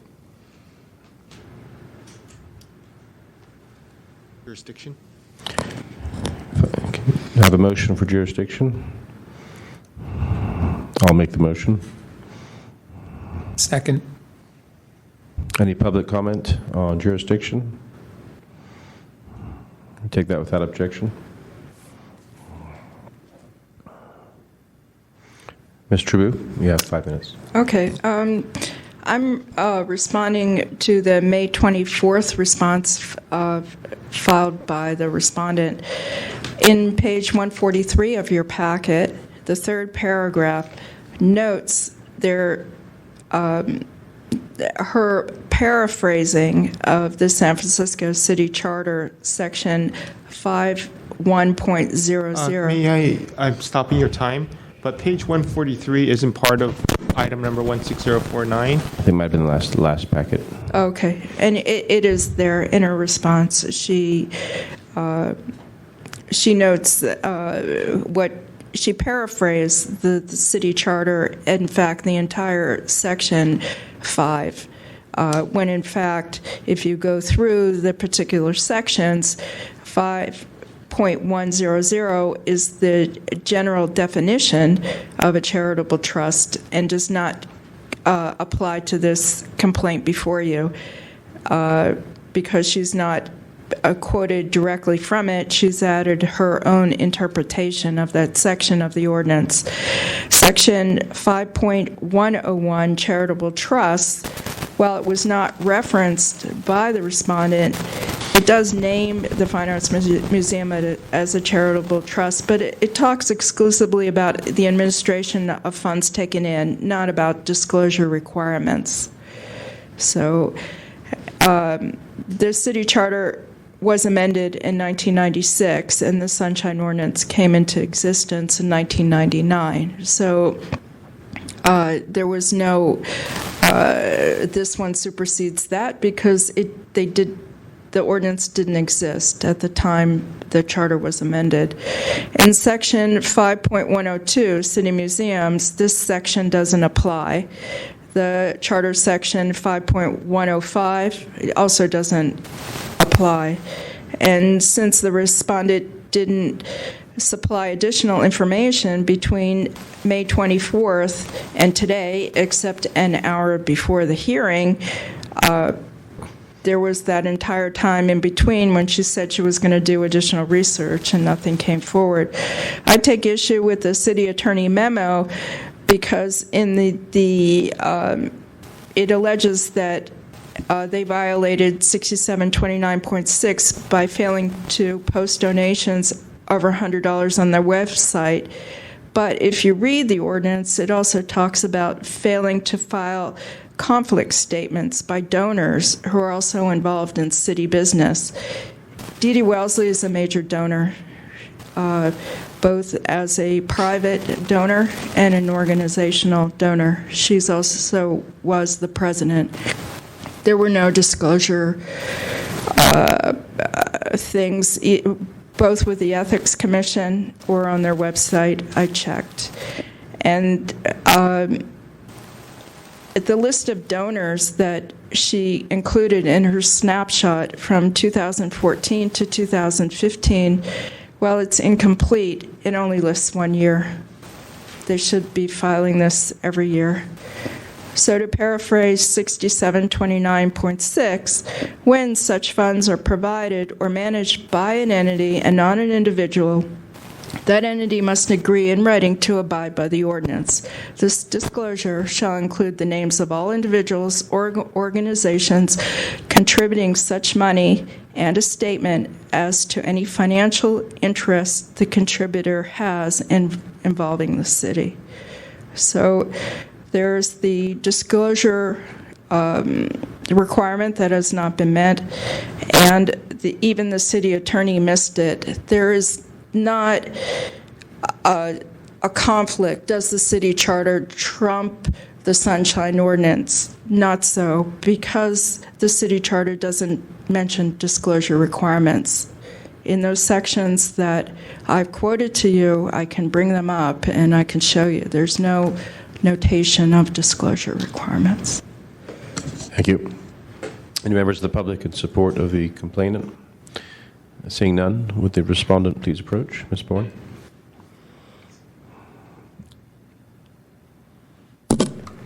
Thank you. Section 5.105 of the city charter authorizes the FAMSF Board of Trustees to enter into agreements with a not-for-profit entity or other legal entity to develop or operate the museums and to raise and maintain funds for the museum's support. The corporation, the Fine Arts Museums, COFAM, raises funds in the form of gifts and earned revenue from things like ticket sales, stores sales, etc. COFAM raises funds for the benefit of FAMSF, and so therefore FAMSF is one step removed from donors to COFAM. In the interest of transparency, the Fine Arts Museums report regularly in public meetings on funding expended by COFAM for the benefit of FAMSF and the bequests of funds received. FAMSF also reports regularly in public meetings on gifts of art to the Fine Arts Museums Foundation, which in turn are gifted to the Fine Arts Museums of San Francisco and enter the city collection. Both COFAM and the foundation are 501c3 not-for-profit corporations that support FAMSF. COFAM handles many of the day-to-day operations activities at the museums. The Fine Arts Museums Foundation manages endowments that support the museums, and its acquisitions committee is responsible for acquisitions of works of art by gift or purchase. The museums receive approximately 25% of what it takes to actually run the museums every year from the city of San Francisco. That city support comes via the controller's office in the form of direct payment to employees and vendors. So therefore, it's not like they just allocate a chunk of money and it goes into an account that FAMFF spends. The remaining 75% of what it takes to run the museums is funded by COFAM and the foundation. The total dollar amount of funds expended by COFAM for the benefit of FAM SF in the previous quarter, along with any bequests of funds, including the source and amount of the bequest, are included in FAM SF public meeting agendas and minutes, which are made available on the museum's SF.gov website. The museums also post an annual giving report on the famsf.org website listing individual, corporate, and foundation donors of cash, in-kind contributions, bequests, and gifts of art. So last week I provided the task force with agendas and minutes of the 4 FAM-SF meetings in 2015, wherein such funding expended and gifts received are acknowledged. And I also provided the museum's 2014-15 annual highlights, which lists donors by name and category. And I think that's all I have. I could, walk you through the specifics in the 4 meetings if you like, but Okay. you can probably see that yourselves. Great, thank you. Thank you. Any members of the public here in support of the respondent? Seeing none, this matter is before the task force.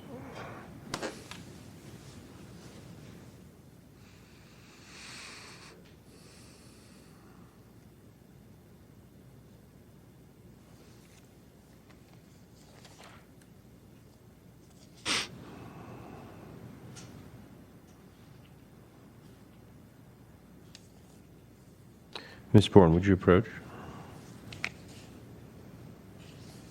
Would you explain again that, I guess, that relationship where one entity hands off to the other as far as the gift giving? Could you reiterate that?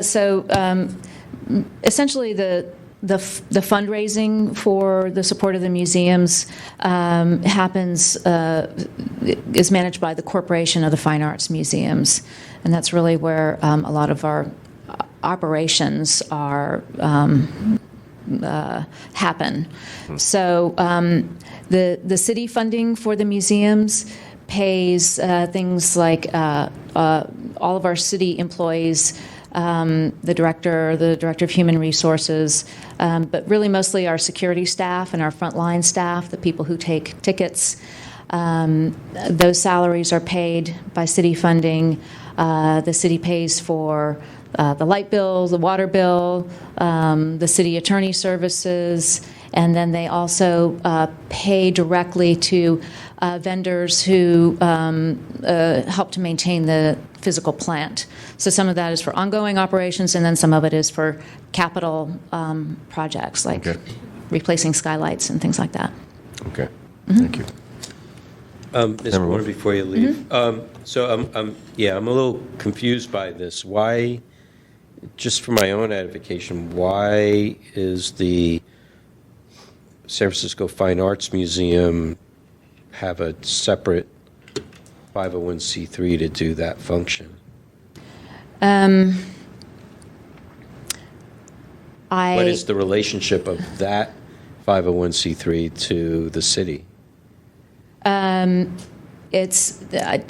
say there's not exactly a direct relationship. But essentially, the COFAM and the Fine Arts Museums Foundation are supporting organizations of the fine arts museums.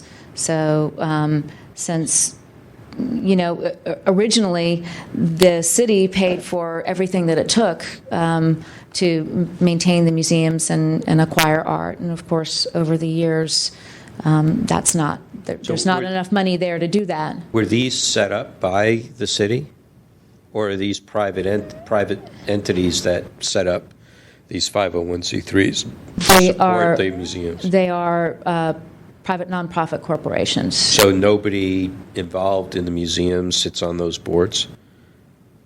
You mean employees? On the board of directors, employees or members of the trustees or anybody connected with the... The members of the FAM Board of Trustees do sit on the COFAM Board of Trustees. Interesting. Okay. All right. Okay, back to the issue at hand. I'm just,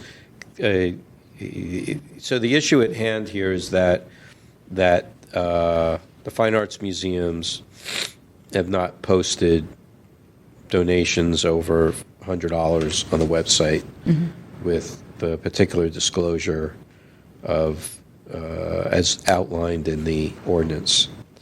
So nobody's disputing that you can't do it, that you can't accept donations. But as the complainant pointed out, the ordinance, and because the museums are receiving this money, that it needs to post those donations on the website. So where are we with regards to that? I'm not sure that the Fine Arts Museums does not really receive the funding. When COFAM, But doesn't the museums benefit from that money? the museums benefit from that money, Right, so but you've they don't got- receive the money. Now the gifts. So the Board of Trustees does not accept gifts? They don't accept the donations or the expenditures or the expenses from these organizations that are providing essential services?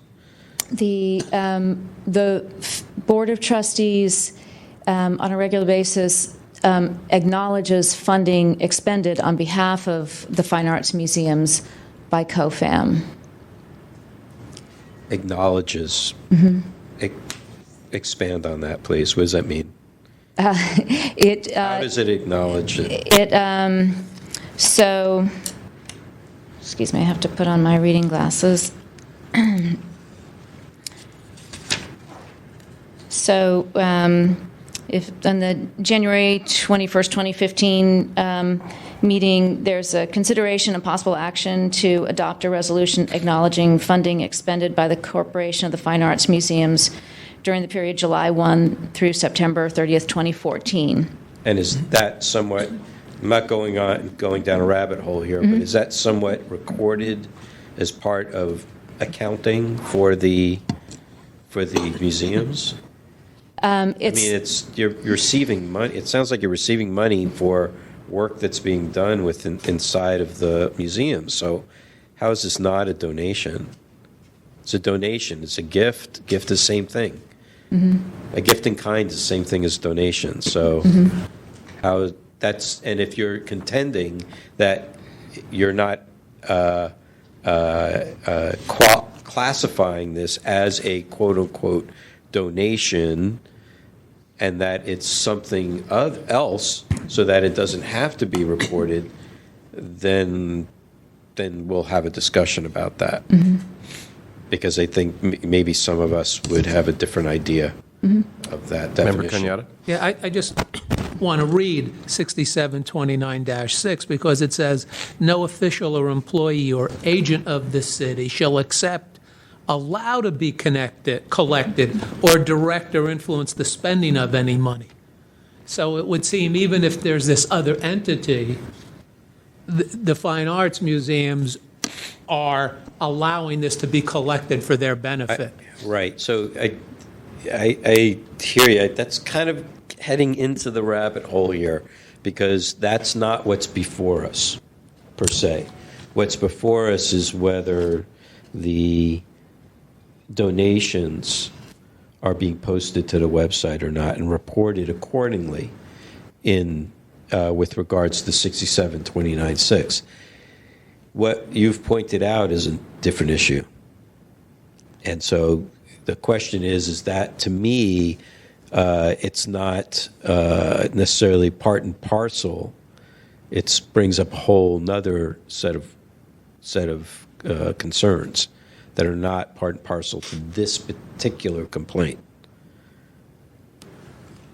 So unless you're interested in opening up another issue and finding a violation on something else, No, and let's have that conversation. Yeah, and I brought it up for the fact that the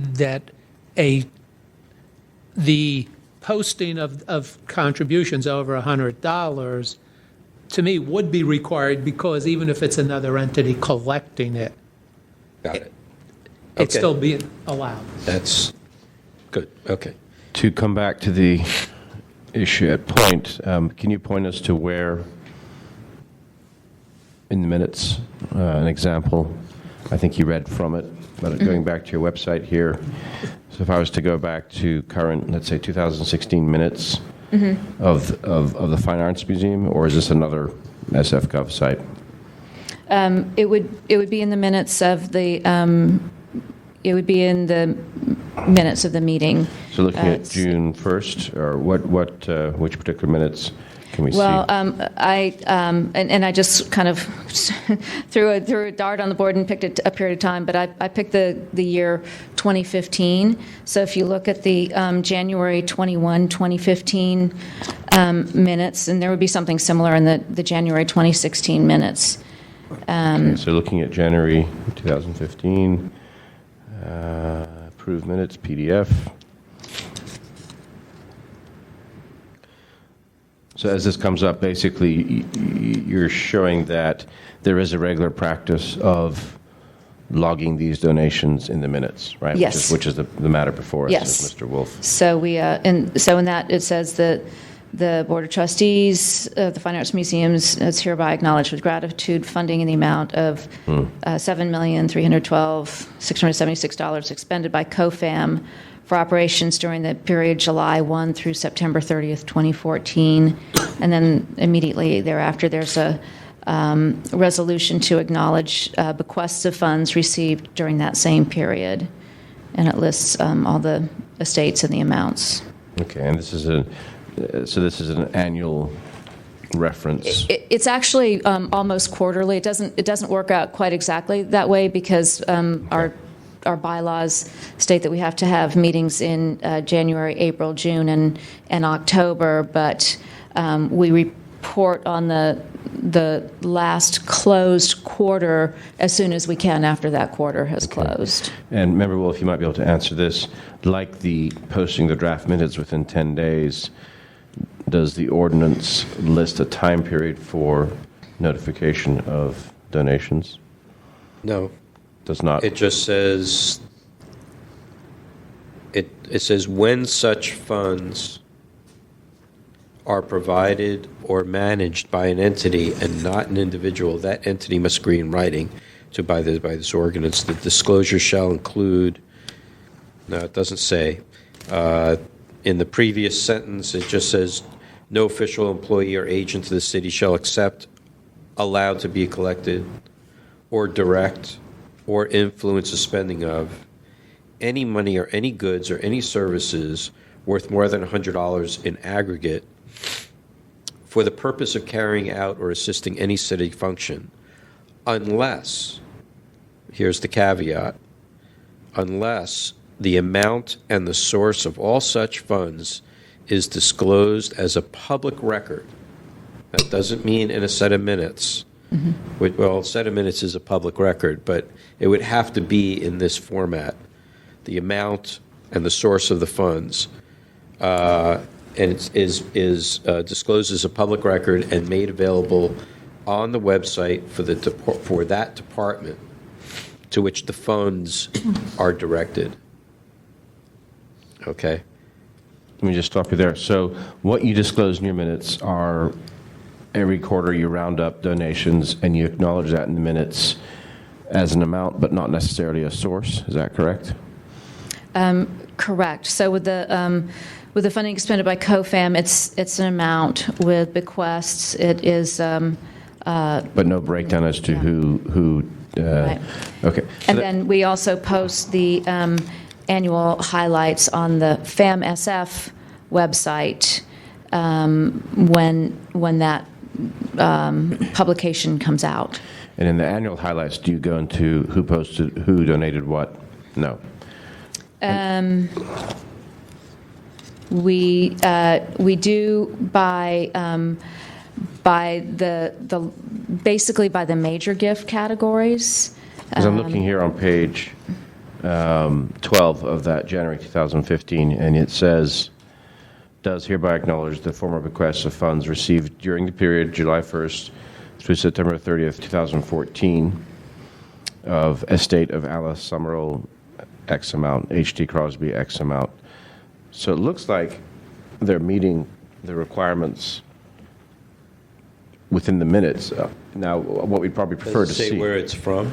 The source? Yeah, it says the source, estate of so-and-so, and then a name, and Rob Anderson, and the amount. So it would be nice if this was a separate document, referenced in the minutes, and posted as a public document. Well, I think the ordinance, and I've read it several times now, when it says is disclosed as a public record, to me that sounds like create a new piece of paper. Disclosed as a public record, as a new public record, okay? Not part of some existing public record. It doesn't say specifically, and this is the Sunshine Ordinance, it deals with all kinds of open meeting stuff. Doesn't say it should be disclosed in the minutes. It doesn't say it should be recorded anywhere. It just says that it should be disclosed as a public record. So all that information, in whatever form it's in, should be posted to the website in that form. Okay? So whatever that form is. So if you have a listing or a spreadsheet or however you want to have it listed, but it is specifically a public record to show the dollar amount and the source of where those funds are coming from, and and that it should be posted on the website for the department for which the funds were directed. So if some of these funds were to go to a specific, separate department of the fine arts museums, then, and they have a separate website, then that information needs to go up on their website. On the famsf.org Well, or the if- sfgov. Let's say does SF, I'm sorry, I can't get the acronym right, but it's the Fine Arts Museum as a department, okay? Does it have multiple departments that it oversees, or projects or other museums or whatever? It's the Fine Arts Museums are the De Young and the Legion of Honor. Okay. There's a website, famsf.org, and there's deyoungmuseum.org and legionofhonor.org. So they each have their own independent websites? They're linked. So if you All right, that's not my question. okay, I'm sorry, I'm trying. If you have a URL, if you have a URL and it goes to a website, let's say it goes to the De Young, and everything on that website is about the De Young and nothing else, there may be a link to go to the fine arts, department, but for the most part, the majority of what's on that website is specifically for that museum. And for the Legion of Honor, it's something completely different. Doesn't make reference to the De Young at all, except maybe these are some of the other places you might like to visit. But for the most part, a lot of that information that's on that website, the majority of it is specific to that. So what we're saying here is that if expenses or donations or whatever, gifts that that the fine arts museums benefit from, if they're being directed to a specific department like a museum that has its own website, then on that website this information must be posted so that people can follow the money. Okay? So they know that the dollar that I donated, and I wanted it to go to the De Young Museum, when I go to the website and they list who all the donors are that have given more than $100, I'm going to see my name there, and not on the Legion of Honor, and not on the main website where then the money could have gone anywhere. You follow me? I do. I would say that most of the support that comes in is, there are two separate museums, but it's basically one the Fine Arts Museums is one entity. It's like a. I get that, but the law is specific. It says if the department has a website, that this information must be posted on that department's website. Yep. So if somebody leaves, $1,000 specifically to the Legion of Honor, then that must be posted. Okay, on it. The disclosure must be made. Okay, so now how all this physically gets worked out, I don't know. But the law thank you. The law specifically is, it is pretty specific that it's the dollar amount, the source, discloses a public record. So it's like a separate piece of paper, you could say, or separate web page, or somewhere that it could be identified as a public record and made available on the website for the department to which the funds are directed. I would say that most of the donations that come in are for, kind of what you call unrestricted fundraising. It just goes to, whatever, we need But to pay a curator, whatever. But then all that is an open public process of the budget process. You discuss those things in a public meeting. You approve your budget in public, so people know where the money is going. So if there is a fungible general fund and people are just donating to that general fund, people just go to the main Board of Trustees meeting and watch the budget process, and then ask or request documents based on how things are being spent or where they're going. That's what I was going to say. I think this is leading towards, it should be in the budgeting process. I actually like the way they've referenced it here in the minutes, just because they actually, every quarter you can go there and see who's doing what, but there needs to be a tabulation, and that public document would be part of the budget, would be an appendix in the budget. I would have thought. So just bring us back to point, Member Wolf, and trying to wrap this up. Wrap it up. Yeah. I think, and if you have any closing comments, Ms. Bourne, I think it looks like, they've met parts of the ordinance here by at least noticing it in minutes. Is that a public document? Maybe not. I think. Well, my interpretation of this, and fortunately, I can't glean enough from our legal counsel's recommendations, his findings.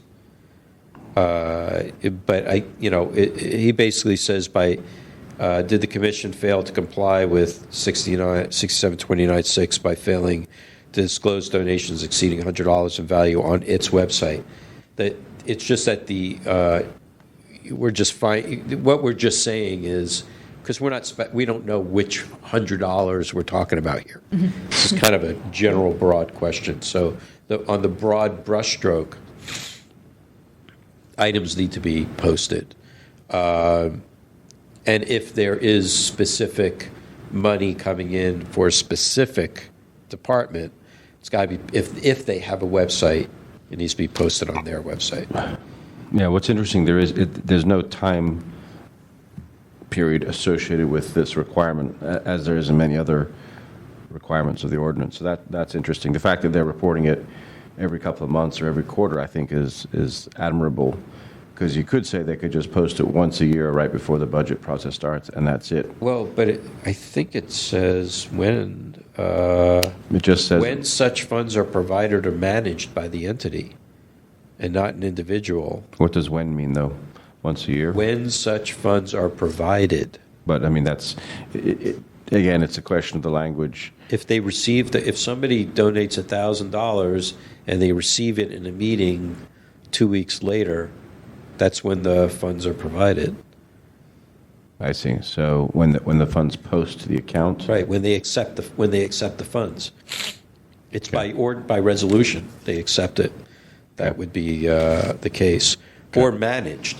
Okay. So let's say they didn't take, let's say the money came in through some certain channel of some sort that didn't have any public notice, but then the money starts to get spent. Then at that point in time, the clock begins. So I think our recommendation to the task force, I think the first thing we have to do is keep this very narrow, so we don't go down the rabbit hole, because we're trying to, avoid that for the full task force.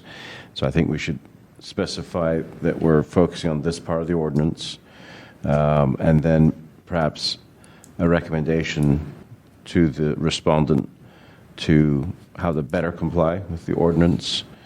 Yeah, I think Ms. Bourne seems like she understands what's happening here. I would say let's do that, make the recommendation, have it referred to compliance and amendments. Let's have her come back in a month, Okay.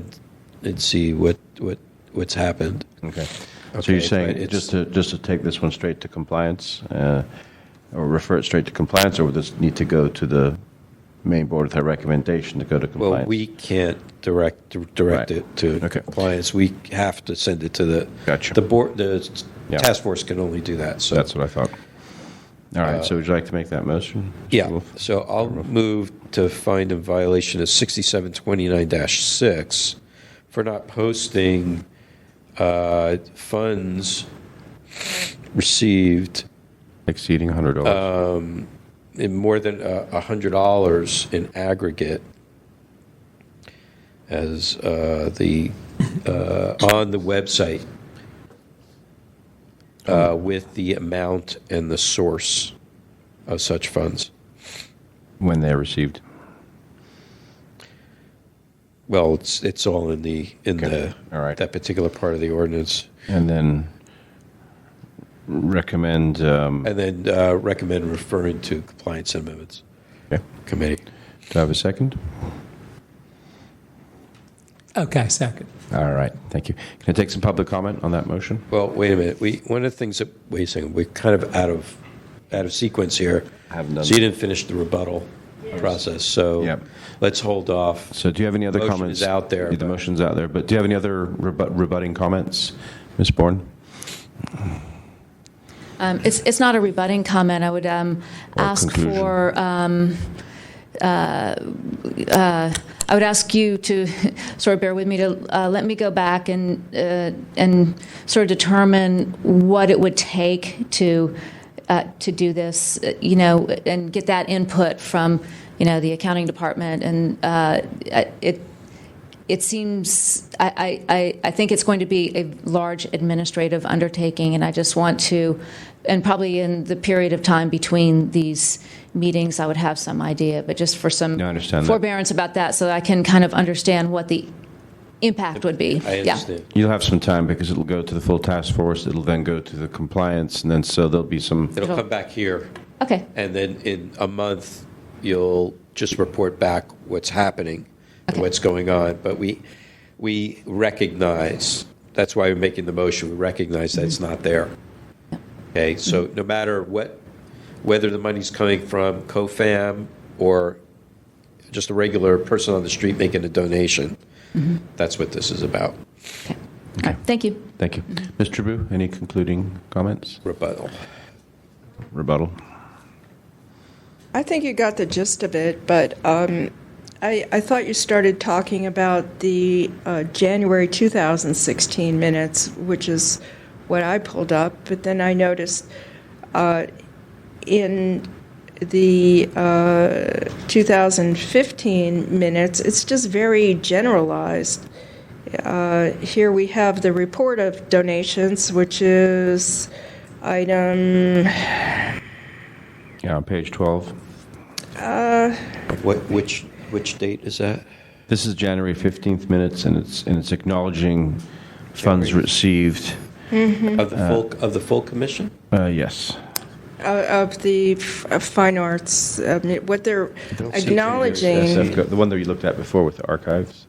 Go look at the January 15th. And wait, I'm what looking year? at the What year? January 2015. January 2015. And what they're acknowledging is extremely generalized. Report of 2015 year-end gifts of works of art. President Wilson called on somebody. Yeah, but if you look at page 12 of that same report, it actually lists names and amounts. That's what I saw. Okay, but that's after you do some digging, and my interpretation of the ordinance is not to trudge through minutes to see, oh, the largest recipient of the gifts was... Agreed. We're going to the same direction. We're trying to get them to do it as part of their budget process, as part of a separate appendix or document on the budget area. Let her finish That's her where we're rebuttal. going. Anyway, Thank carry you. on. So the largest recipient of the gifts was the Ackenbach Foundation for Graphic Arts, 179 gifts from 31 donors. Then am I supposed to then spend more time and go to the appendix to find out who were the donors? Where did the gifts come from? How much was it? It's an enormous amount of time when you have these vague minutes, and these are huge amounts of money. It's probably the little guy that would do this kind of work because they gave a little bit of money, which to them was a lot. So I think you are going in the right direction. I think this is a very valid complaint, particularly now. I wish it had been brought about a year or two previous to this, but, better late than never. Thank you. And how about some public comment on that motion? Members of VOT, Ray Hartz, Director, San Francisco Open Government. And I have to say again, yes, I feel you're heading in the right direction here. And we're not talking here simply about the public. We're talking about people who give money. I think when people give money to a group like the Friends of the Public Library or the Fine Arts organization we're talking about in this case, they rely on the fact that the city is sort of putting out the city's reputation and saying we're authorizing this group to raise this money in the name of a city department or an agency or whatever. And I think a lot of times people will rely on that when they make their decisions as to whether or not to give a gift and to whom to give the gift. Unfortunately, what we're finding out now is that there isn't always a clear understanding of where the money's going, even by the organizations themselves. You ask them, well, how much money was given, and they kind of hem and haw around and make comments like in-kind donations, and then say, well, we don't really have the money in our hands, so it's not something we should be asked to answer for. And again, I use the example of the public library. For years now, the Friends of the Library has been raising money in the name of the San Francisco Public Library, an entity in and of itself, a public entity, but also a department of city government. And when people give to that group, their assumption, I would assume, is that a significant amount of that money is going directly to the library to benefit programs and things that are going on at the library. And yet we're finding out in that case and now in this case that it's really not exactly clear as to where the money goes and what part of the department gets it. It's like, okay, they raise all the money and they give us some money, but we can't really tell you exactly what proportion of the money we get. Unfortunately, we're finding in the public almost weekly organizations throughout the United States that are raising money, like the Wounded Warriors Project just recently fired its 2 senior executives because they were spending immense proportions of the money intended to go to wounded warriors on luxury items like office spaces and rental cars and all this other stuff, rather than what the people who gave the money felt it was going to be going to. And 2 years ago, the civil grand jury did a report on the Arts Commission, and they came up with the figure that the Arts Commission cannot account for 40% of the art that's supposed to be in their custody. So we're not talking just the money that's being given, we're talking about the art itself and whatever. And these controls all should be there so that the public knows and can go back and find out, and not what we're going to find out when a lot of this comes up, a whistleblower complaint, somebody gets $2 million, and when they go back and look at the records, there aren't any. Thank you. Hold on a minute. Can you show me where you're seeing those minutes. Like here, I'm at the committees section of the website. Let me go back to, let's see, so this is the sfgov.org fine arts site where we looked at the meetings before. sfgov.org/arts. January 21st. Yeah, but under full commission, executive committee? No, let me go back to another page. It was under the agendas and minutes, public notices. Okay, so let me go back. There. January That's January 5th. January 5th, 2015. Okay. There. And then open up the That's what PDF. I was looking at. So which I'm looking at the same thing. item is it? This is what I show. See this PDF here? Okay, then it should be the same as what I'm looking at. Yeah, I agree. Doesn't seem to be. Yeah, I'm January 21st, so I'm on the sfgov.org fine arts meetings. We're on the same page. Let me go back. And I think So I'm here, go to About Us, and then Public Meetings. no, you're on the SF Arts Commission. So where am I supposed to be? So sfgov.org fine arts /fine arts /meetings. It's the FAM meeting. You got it. Bear with us here. She walked me through it, but I can't tell you how to get there, other than read it. Just that it doesn't. It's not. The problem is it doesn't exist on in the same way on the FAM's website. Mm-hmm. So that's what's a little odd for me.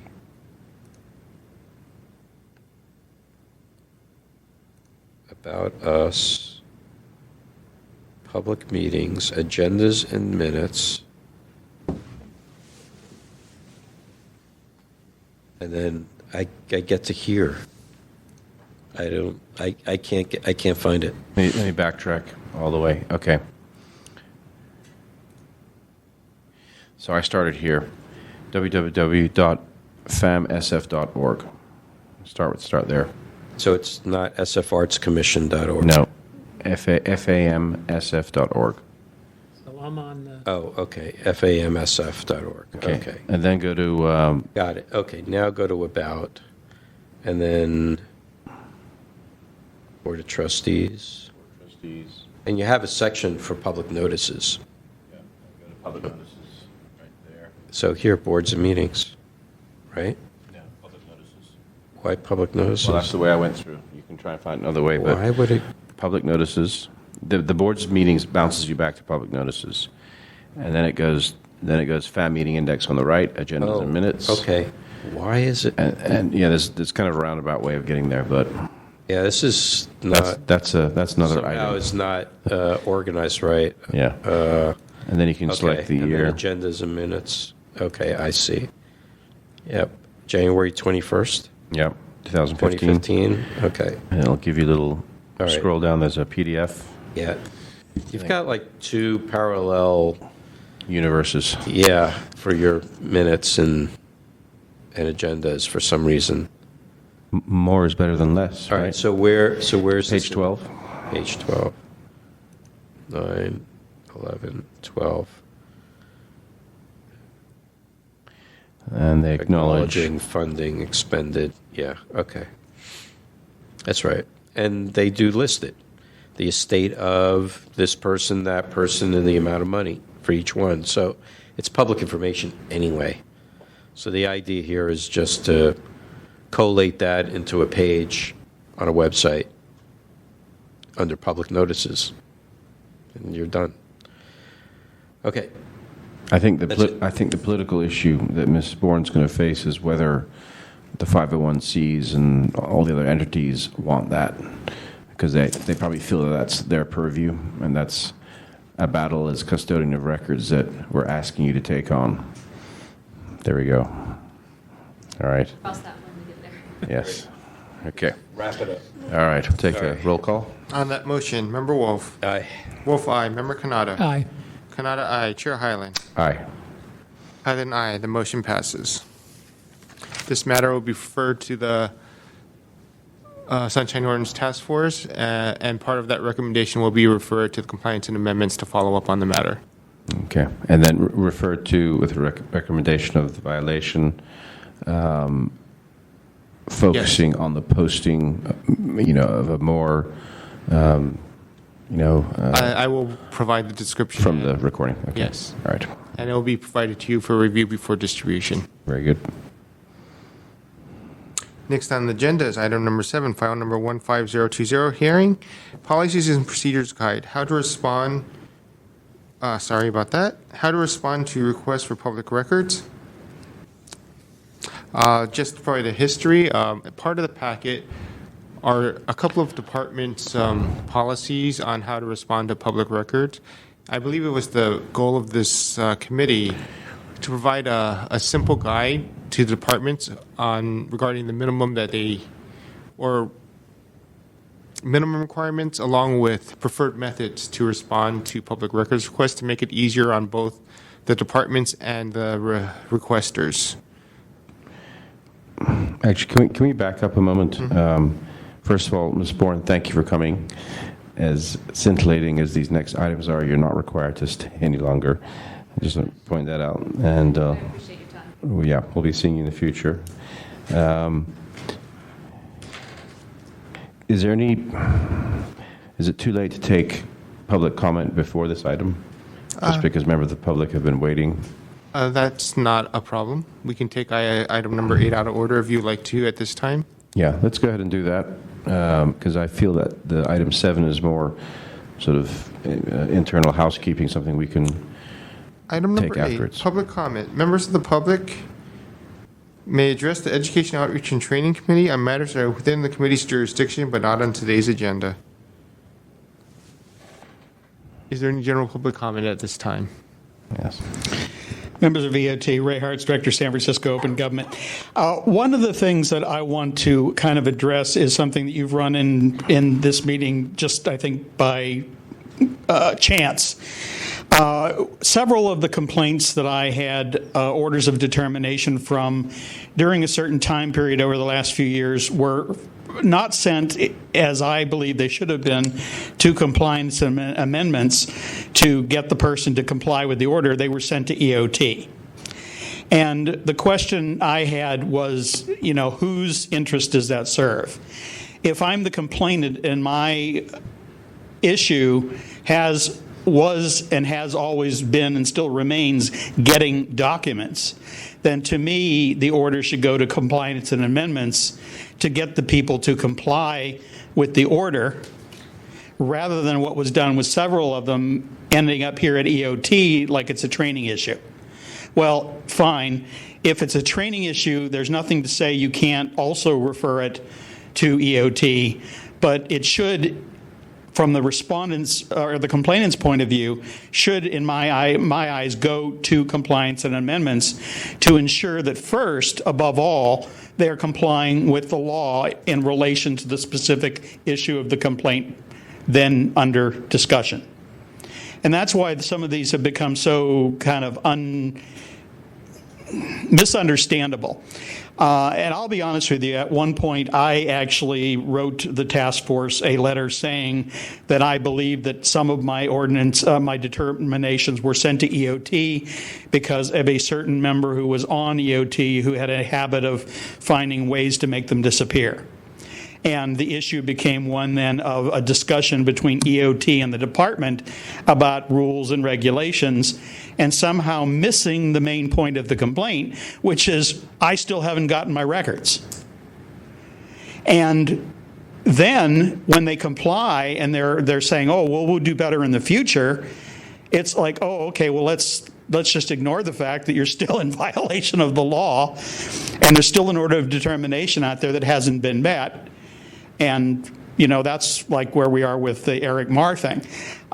So it really is, as I've said earlier, from a respondent's point of view, it's great to take the accolades or the congratulations or the thanks of the task force for having brought an issue before you so that it can be corrected.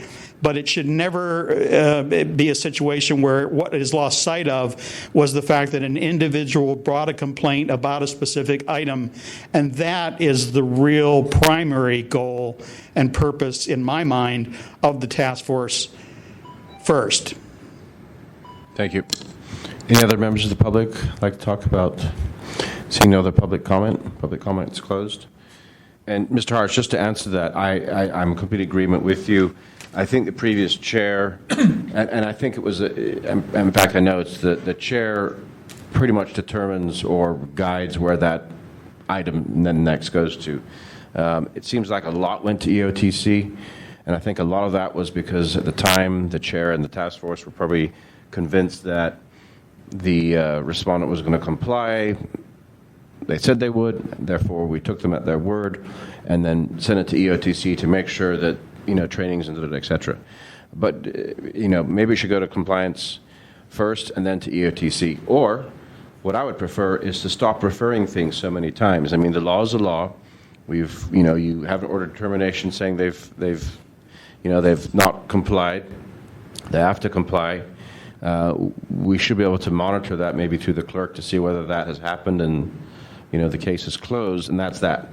Now, if it's a much bigger issue that requires EOTC to kind of unpack it and provide some training, fair enough. But I think we're, through the new chair, through Chair Wolf's leadership, I think we're, from what I understand, aiming at a much more proactive EOTC where we're going to go to departments and sit down with them and say, this is how you do it. This is how you follow an RDR. This is, rather than doing it backwards, this way. Anyway, that just, not to put words into his mouth, but thank you for that public comment. Okay, we're back to item 7. Item number 7, file number 15020, Policies and Procedures Guide, how to respond to requests for public records. This is another item that's been open for a while that we've been trying to push through, and I think this might be something that will eventually. Do we decide whether this was going to go more to a rules body? I think this is a more appropriate way of handling it. But this is something I've had my own for a couple of years now, just to. This is from you.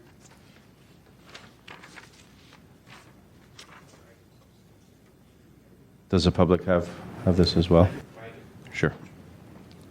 Yeah, I would agree with this.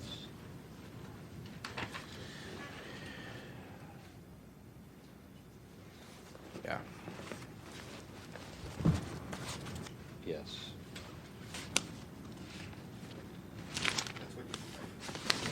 Yeah. I thought it might be. Yeah, no, it's fine. It's good.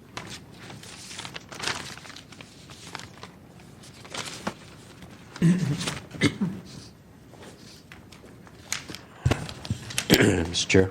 So, Mr. Member Wolf, go ahead. So I think that I think it should stay here because this is really a training tool. Mm-hmm. This is not like trying to change something in the bylaws or adjusting our internal functions of some sort. This is really a public service, this particular Agreed. item. Yeah, I was actually confusing the bylaws issue with this one, so Right. I take that back, yeah. I'm just a little confused on this item that is the Department of Emergency Management's policy. Is that there? What's it there for? So the history of this is this has come up, and been continued and continued and continued because a certain ex-member wasn't able to get too much information to us. What you're seeing here is his January 12th latest rendition. I got him to get it down to 3 pages. And the other examples you see are just examples from other departments that our clerk pulled together and said, here's what Department A does, here's what Department X does, and to try and pull it all together. And my vision for this was much more of a, in lockstep with what you're suggesting, is something where we we take the dog and pony show out to the departments, sit them down and say, this is how it's done. Keep it simple, and then leave them with a one-page, post this in a plastic laminate on your desk. Information requests, IDRs, come here. Custodian record is John or Jane Smith, and here's the steps of what you need to do, and here's your rights, and here's what they're required to do. They're required to help you if they can't find what you have, et cetera, et cetera. All that kind of... Let me ask a question of our administrator. Does the clerk's office provide such kind of instructions or directives or guidelines for commissions in general? As the clerk of the task force? No, I'm saying in general, does the office of the clerk of the No. Board of Supervisors, because you guys... We do not advise other departments. Because you provide clerk services for almost all the commissions and boards, don't you? No, we do not. Oh, okay. We only handle our own. Oh, your own. Okay, got it. That would be the full board, its committees, Okay. LAFCO, And this, Assessment Appeals, Revenue Bond Oversight Committee, Okay. and Sunshine Ordinance so Task let's Force. talk about those. Do you guys provide training? And It would be me. it would be, okay, it's fine. I've been the clerk for all of those. But do you have some kind of written documents for that? I tend to refer all requests to our custodian of records, who is Wilson Ng. I usually don't handle requests on my own. No, I'm not talking about requests. I'm talking about how, okay. We don't this is have a training question. manual. This is a different question, I guess. It's a different question, never mind. Yes, This is but we do what we're not talking have about is specifically for the public, this particular item. We may have something on our website regarding public information requests. Right, okay. We have an online request form where they Okay. can submit their public requests online, and it has information on how to make requests on our website. Actually, my original, I think I may have agendized this item over 2 years ago, whenever it was.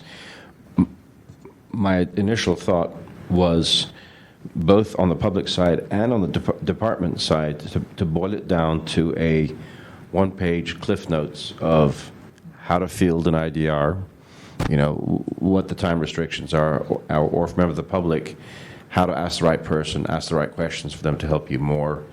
Here's a good sample IDR or information request, any and all material, all that kind of language that the members of the public just don't know about yet when they're filing their first information request. So it could be that laminate plastic on the front for the public, on the back could be what For the departments. That So, simple. right. Just rather than there's these folders and there's a custodian records, he's on vacation, so-and-so doesn't answer it, and they end up in front of us as is a violation. Remember, Kenyatta? And I got this, I think, from a website Victor had sent me at some point.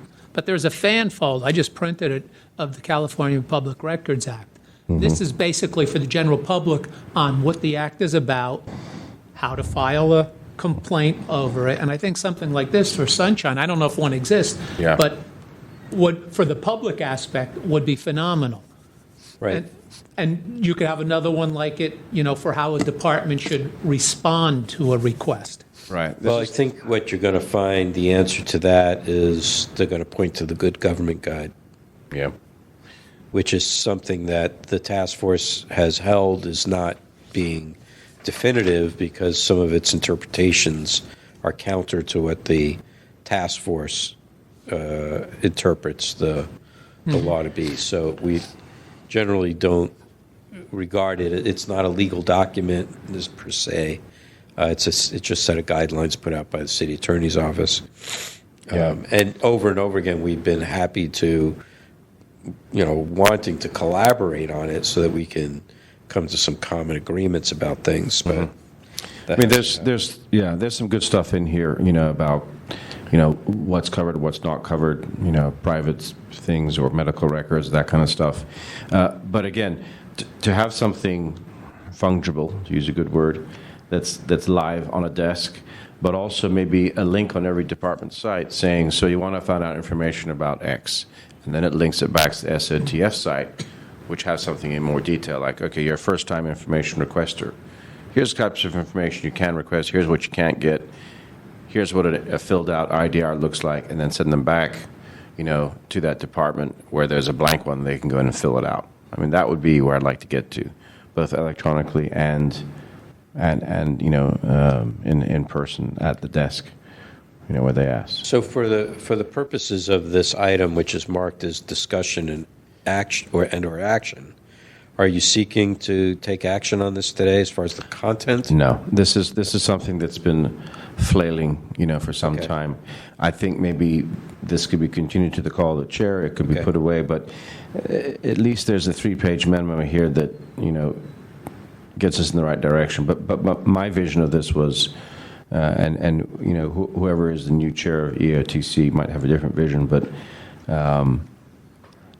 something more comprehensive and something very, very short, and that's not going to scare a first-time seeker of information. That's, on the individual side, and then is like maybe a checklist for a custodian of records, or a stand-in for the custodian of records. So one of the things that I have been asking for many years is a flow chart, something that's visual, That's nice. so that people can actually see the stages, and the steps. Because if we have first-time respondents, they don't really have a clue, Right. and it probably would take extra time for Victor to explain to them if every department had a set of guidelines, just a simple flow chart. It'd be great for Victor to have something to refer, like, you get lots of requests, like, I'm not saying that you should do this. It's the job of this committee. but just to refer people, like, here's a background on how to get these information requests. I mean, like, if you phrase your information requests precisely, this is the information you should get from custodian records. If you don't, then you can appeal for a hearing. Then you can go to here. Then you can go to here, back to the subcommittee. It may take 9 months for you to get what you want. So get it right the first time, and here's how we recommend you do that. That alone would save, certainly this task force, a lot of basic cases. So as far as action on this, I think, to be continued to the new chair of the EOTC, and if that's not me, I'll be happy to pass on my thoughts, I'll assign it to you. Okay. I tried. So any public comment on this item? Ray Hartz, Director, San Francisco Open Government. I'll be honest with you. I'm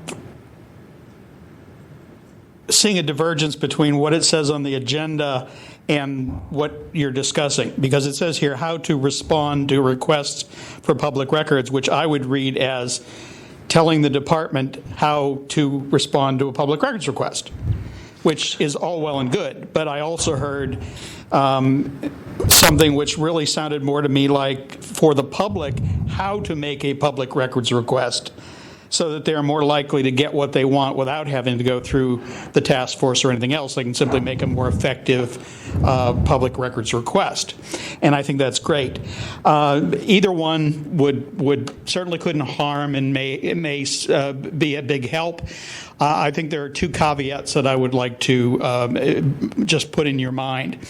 Caveat number one would be, whatever these forms take, there should be, in big neon flashing lights, this guidance is an assistance tool, and it is not meant to replace the wording of the Sunshine Ordinance.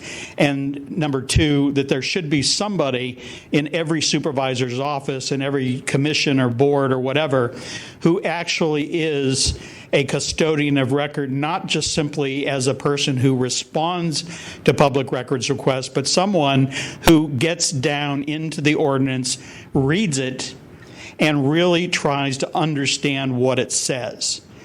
Not what we get in a lot of the hearings, which is people coming who are very, as I said, very well paid, $80,000, $90,000 a year plus benefits, et cetera, and they come in and they act like a public records request is just this big, like Godzilla.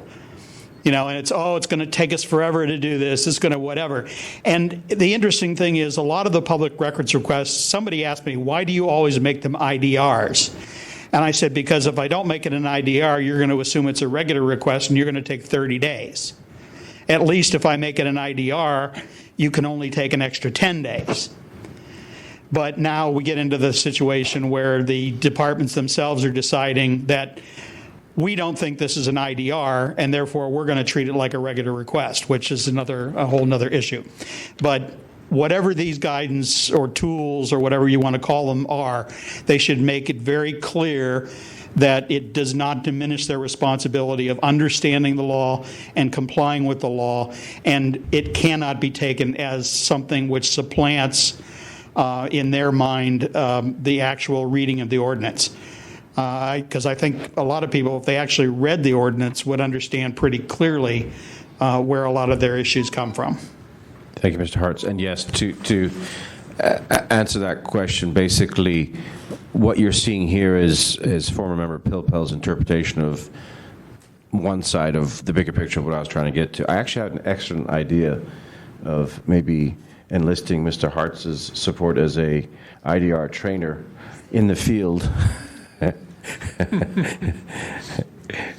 And if you offer Pokemon training classes as well, that'd also be awesome. But anyway, I would just also add that I tend to find it's a lot easier when people make requests on specific people, because then you got a person to talk to that's responsible for the information that is being asked of them. If they don't have it, the ordinance outlines how that should be handled. Then there are people who file complaints against or make requests against a department because they don't know who the person is, or they don't want to find out who the person is, or it's too hard to find out. Then you have a kind of global, custodian of records. Problem is that person is usually the one that shows up, right, and that person usually doesn't have enough knowledge of the specificity of the information. So I think we have to be a little bit careful when making recommendations and guidances in that way,